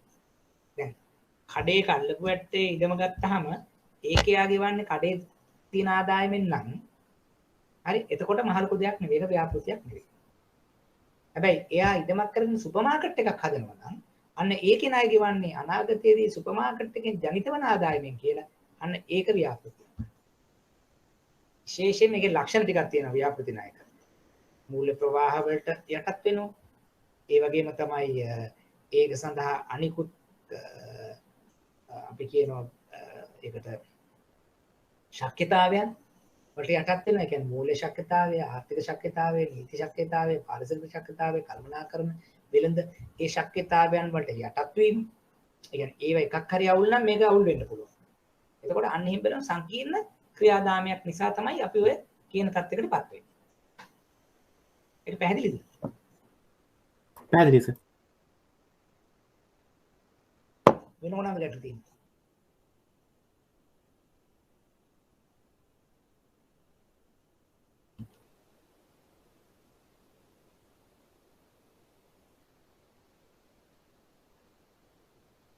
right. අපි චක්‍රීය කෙටිකාලීන ණය කියලා ගමු. ඒකේ සර් එතකොට මේ ව්‍යාපෘති ණයක ඉවැලුවේෂන් එක කරන්න කොහොමද සර්? මෙච්චරක් ඉන්කම් වෙයි මෙච්චරක් මෙහෙම වෙයි කියලා ඉවැලුවේෂන් එක කරන්නේ දැන් අපි normally කරනකොට P&L balance sheet cash flow හදලා projected cash flow එක කරලා කියනවා දැන් තියෙන ආදායමත් එක්ක බලලා මේකෙදි ඒකම තමයි හැබැයි පටන් ගන්න බිඳුවේ ඉස්කෝලේකින් example එකකට. එතකොට අපි උපකල්පන හදනවා ඉස්සෙල්ලා. ඒ කියන්නේ අපි හිතනවා මෙන්න මේ වෙච්චර ප්‍රමාණයක් මම දවසකට හදනවා. විකුණනවා. මෙන්න මුදලකට.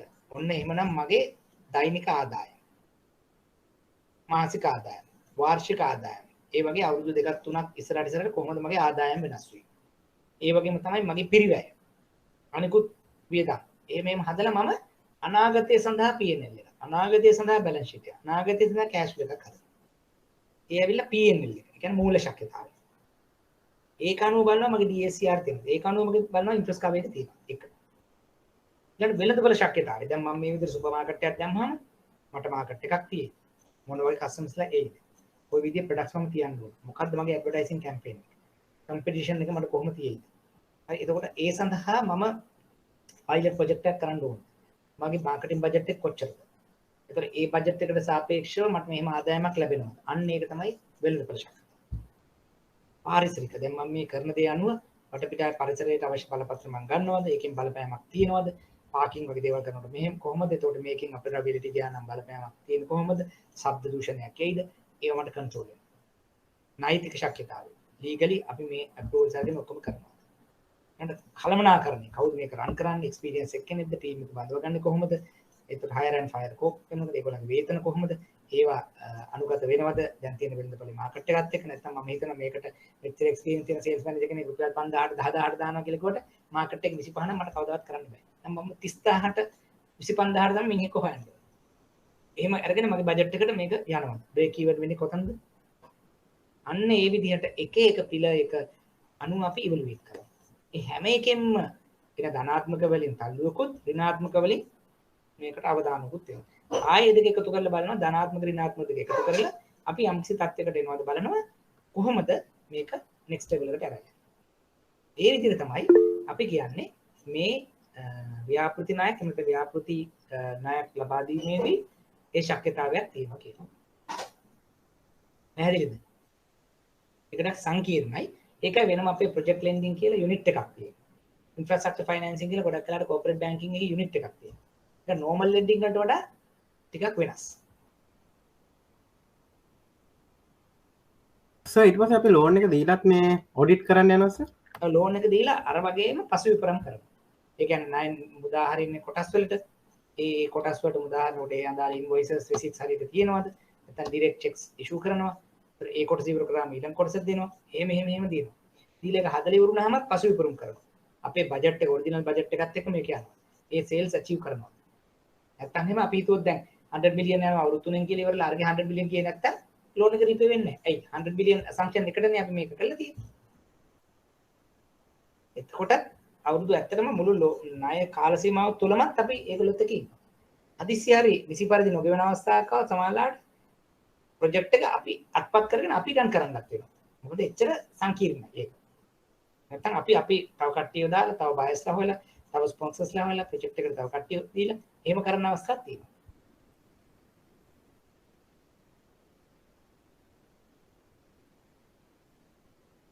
මොනවද තව ගැටලු තියෙන්නේ?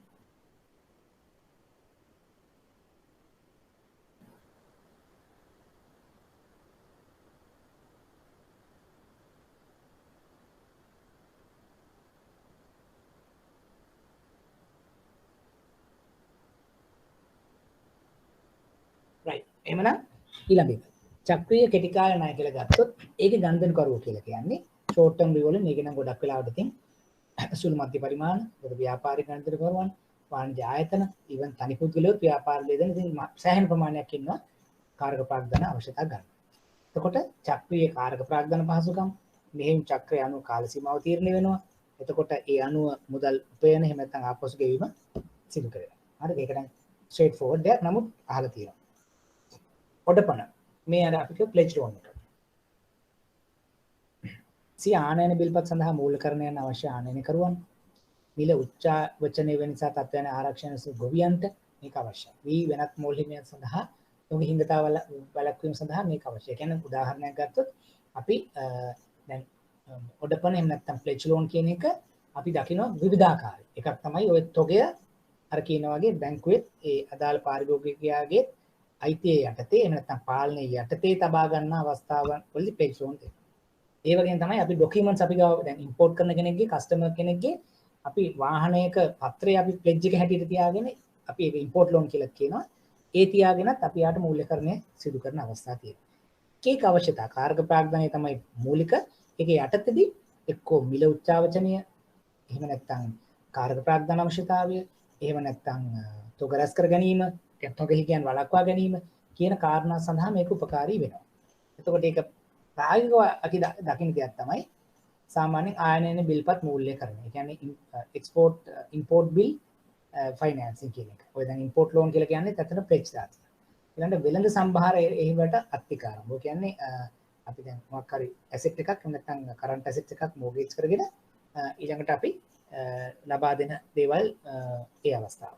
අඛණ්ඩ නිෂ්පාදනය පිණිස කියන්නේ දැන් පැඩි වගේ දෙයක් ගත්තොත් ඒත් ප්ලෙජ් එකක් ඒවත් බිස්නස් එකේ ඉහළ පහළ යෑම නවත්තා ගැනීම සඳහා එකපාර ස්ටොක් එක නැති වෙනවා ඇති වෙනවා කියන දේවල් අක්ව ගන්න අපි ස්ටෝර් රූම් එකක ස්ටොක් එකක් හදාගෙන තියෙන අවස්ථාව වෙන්නත් පුළුවන්. එතකොට දැන් මේ වගේ දේවල් තමයි අපි දකින්නේ ප්ලෙජ් හැටියට. කියන්නේ ප්ලෙජ් කියන්නේ concept එකක්. ඒ ප්ලෙජ් එක ඇතුලේ තියෙන short term revolving loan එකක්. නමුත් concept එක අනුව අපි ප්ලෙජ් එක හැටියට හඳුනා ගැනීම සිද්ධ කරනවා. right. බලන්න ඒක මම හිතන්නේ ඒක ලොකු ඇටුවක් කියලා 3-4 පාරක්ම අපි එක්ස්ප්ලেইন කරපු නිසා මොනවා හරි ප්‍රශ්න තියෙනවද කියලා ඉතින්.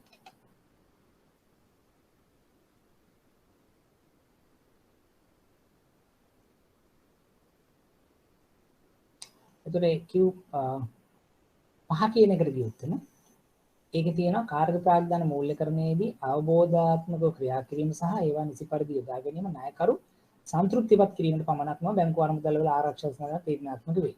ඒකේ කාර්ය ප්‍රාග්ධානය කියන එක අපි ඉදිරියේදී සාකච්ඡා කරනවා. මෙන්න මේක. ඉහත එක් අවස්ථාවන් සඳහා අතිශයින්ම යෝග්‍යතම කාර්ය ප්‍රාග්ධාන පහසුකම යෝජනා කරන්න. අපි නිකන් පොඩි වෙලාවක් ගමු දැන් උත්තරේ බලන්න කලින් මට කියන්න. ඔයගොල්ලෝ නිකන් පළවෙනි දෙවෙනි තුන්වෙනි හතරවෙනි පස්වෙනි එකට දාගන්න බලන්න උත්තර ටික ටට්ටක් ගාලා ඊළඟට අපි සාකච්ඡා කරමු විනාඩි දෙකකින්. නිෂ්පාදනය කර අපනයනය සඳහා මුද්‍රව්‍ය ආනයනය කරන පාරිභෝගිකයෙකුට මොකද්ද හොඳම කාර්ක ප්‍රාග්ධානය? කොන්ත්‍රාත් ගන්න කොන්ත්‍රාත්කරුවෙකුට මොකද්ද හොඳම කාර්ක ප්‍රාග්ධානය? ගොවීන් නම් මොකද්ද කාර්ක ප්‍රාග්ධානය? සිල්ලර වෙලෙන්දන්ට නම් මොකද්ද කාර්ක ප්‍රාග්ධානය? ඉන්ධන පිරවුම් හදන නම් මොකද්ද කාර්ක ප්‍රාග්ධානය? කාර්ක ප්‍රාග්ධාන අපි ගාව තියෙනවා ෂෝට් ටර්ම් ලෝන්, බැංකු OD අයිරා එහෙම නැත්නම් ඉම්පෝර්ට් ලෝන්, හෙජ් ලෝන්, හරි පැකින් ක්‍රෙඩිට් ලෝන් ඕන තරම් තියෙනවා. ඒවා මෙන්න මේ පහට නිකන් හිතලා බලන්න මොනවද අතිශයින්ම යෝග්‍ය කියලා. ඊට පස්සේ අපි සාකච්ඡා කරමු.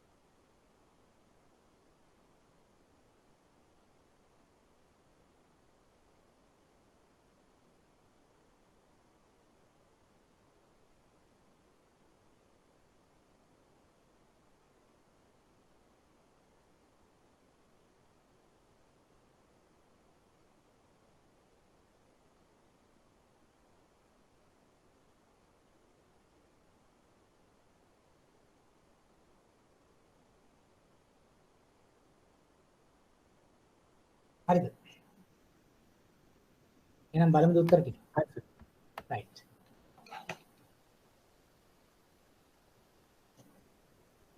බලන්න ඔයගොල්ලන්ගේ උත්තරත් එක්ක හරිද කියලා. අපනයන නිෂ්පාදනය සහ අමුද්‍රව්‍ය ආනයනය කරන පාරිභෝගිකයෙක් නම් කෙටි කාලින චක්‍රීය ණය මුදල් එහෙම නැත්නම් අපනයන බාර කුයිතාංශය ඇසුරු මේ කියන්නේ පැකින් ක්‍රෙඩිට් ලෝනුත් හරි ෂෝට් ටර්ම් ලෝනුත් හරි කියලා එහා කියනවා. ඊළඟ කොන්ත්‍රාත් ලබා ගන්නා කොන්ත්‍රාත්කරුවෙකුට නම් එතකොට යාට බැංකු අයිරාවක් එහෙම නැත්නම් බිල්පත් වට්ටම් කරන. ඒ කියන්නේ අර සර්ටිෆයිඩ් බිල්ස් තියෙන ඒවා වට්ටම් කරන්නත් පුළුවන් කියලා කියනවා. ඒ වගේම ෂෝට් ටර්ම් ලෝන්ස් උත් හරි කියලා දෙනවා. STL OD එහෙම නැත්නම් බිල් ඩිස්කවුන්ට්. ගොවියන් සඳහා උඩපණ පහසුකම් ඒ කියන්නේ පෙජ් ලෝන් එහෙම නැත්නම් කෙටි කාලින වගා සඳහා ඔය එක එක කන්න වලට කෙටි කාලින වගා ෂෝට් ටර්ම් ලෝන්. සිල්ලර වෙළඳුන්ට POD එහෙම නැත්නම් term loan for working capital. පිරුම් හලකට සීරායික. right. බලන්න ඕගොල්ලන්ට නිකන් මෙහෙම ආවද කියලා. මේ වගේ ඒවා නිකන් අදහසක් ආවද?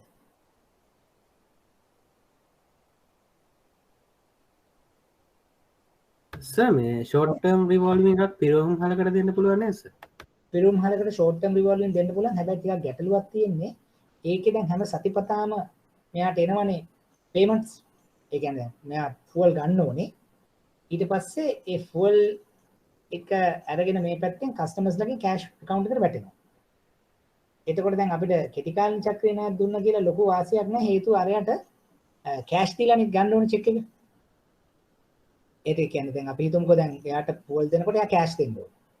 එතකොට දැන් ඒක දවස් 7න් 7ට වගේ එහෙම නැත්නම් 14න් 14 වගේ යනකොට කෙටි කාලින එකක් එච්චර ප්‍රායෝගික වෙන්නේ නැහැ.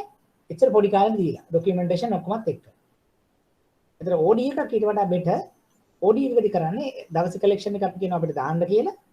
අපි එතකොට ඒ සතිය හෝ සති දෙක අනුව මේ සිපෙට්කෝ එකකින් හරි එහෙම නැත්නම් LIC එකකින් එන චෙක් එක පේ කරනවා.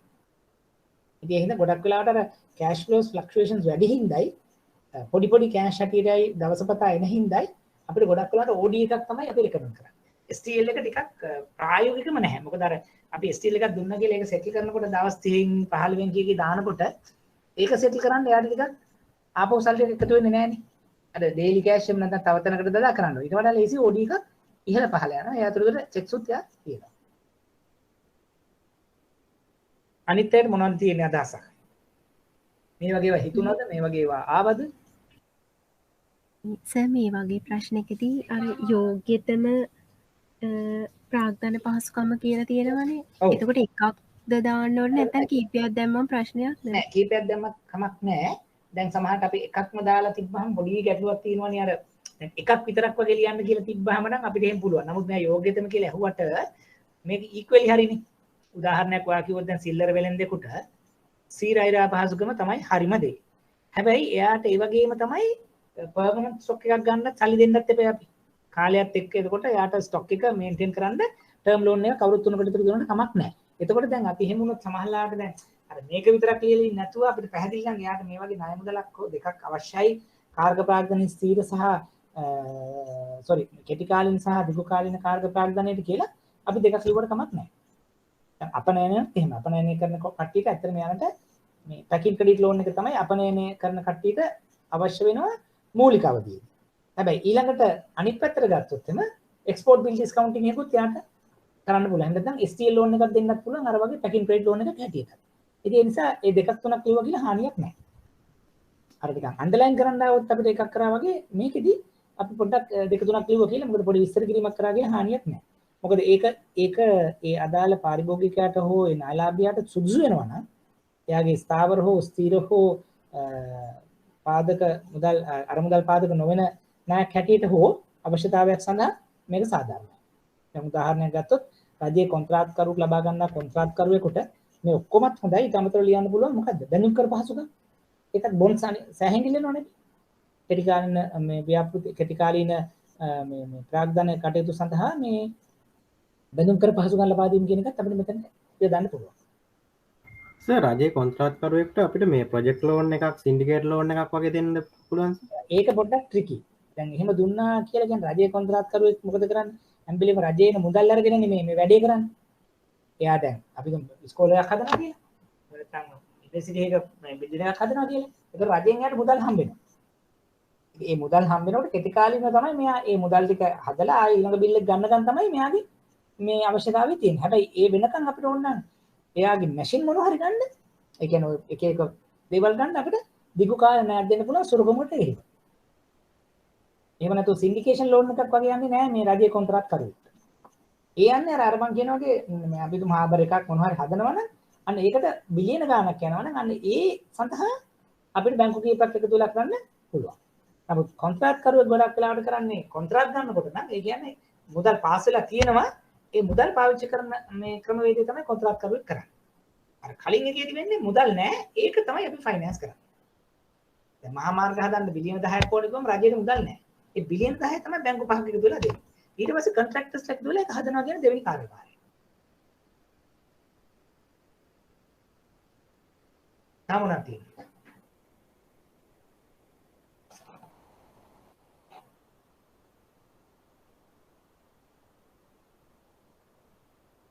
ඉන්දික අහලා තියෙනවා NPIR බලන්නෙත් yes NPIR බලනවා ප්‍රොජෙක්ට් ෆයිනෑන්සින් වලදී ඉන්දික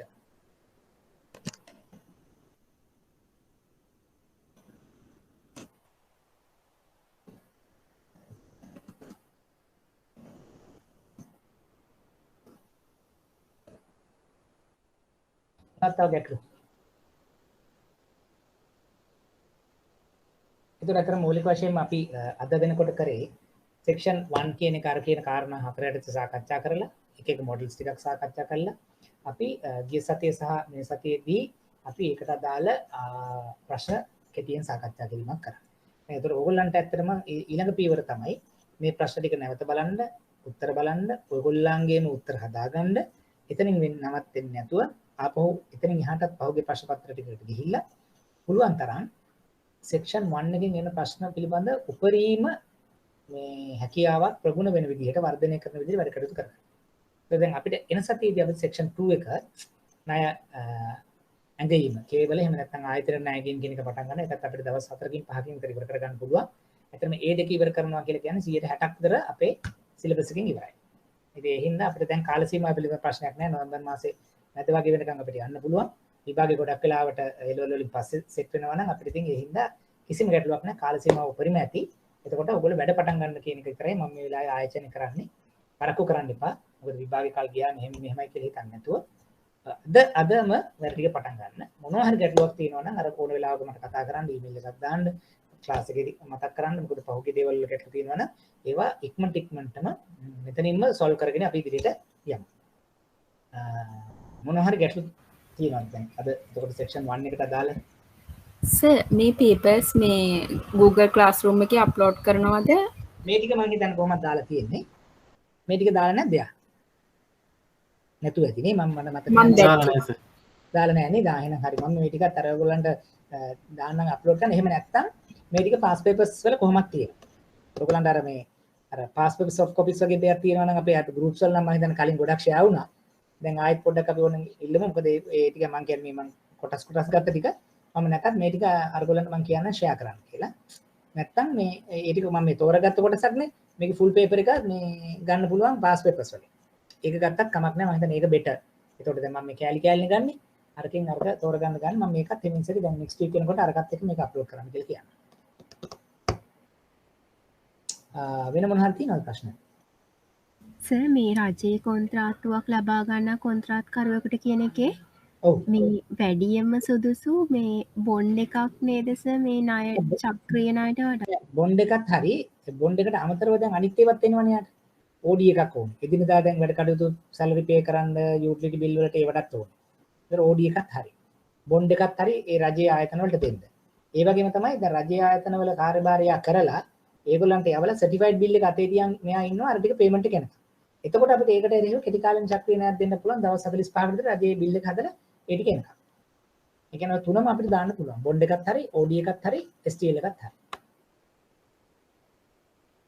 හරි සර් thank you. වෙන මොන හරි තියෙනවද ප්‍රශ්න?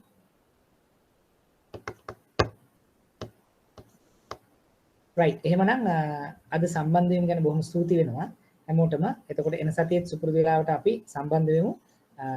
දෙවෙනි පරිච්ඡේදයෙන් අපි වැඩි පටන් ගමු. එතකොට මම අර මුලින් ඔයගලන්ට යෝජනා කරා වගේ පුළුවන් තරම් මේට අදාළ ප්‍රශ්න සාකච්ඡා කරලා ඒ ටික පුළුවන් තරම් දැනුම්වත් වෙන්න.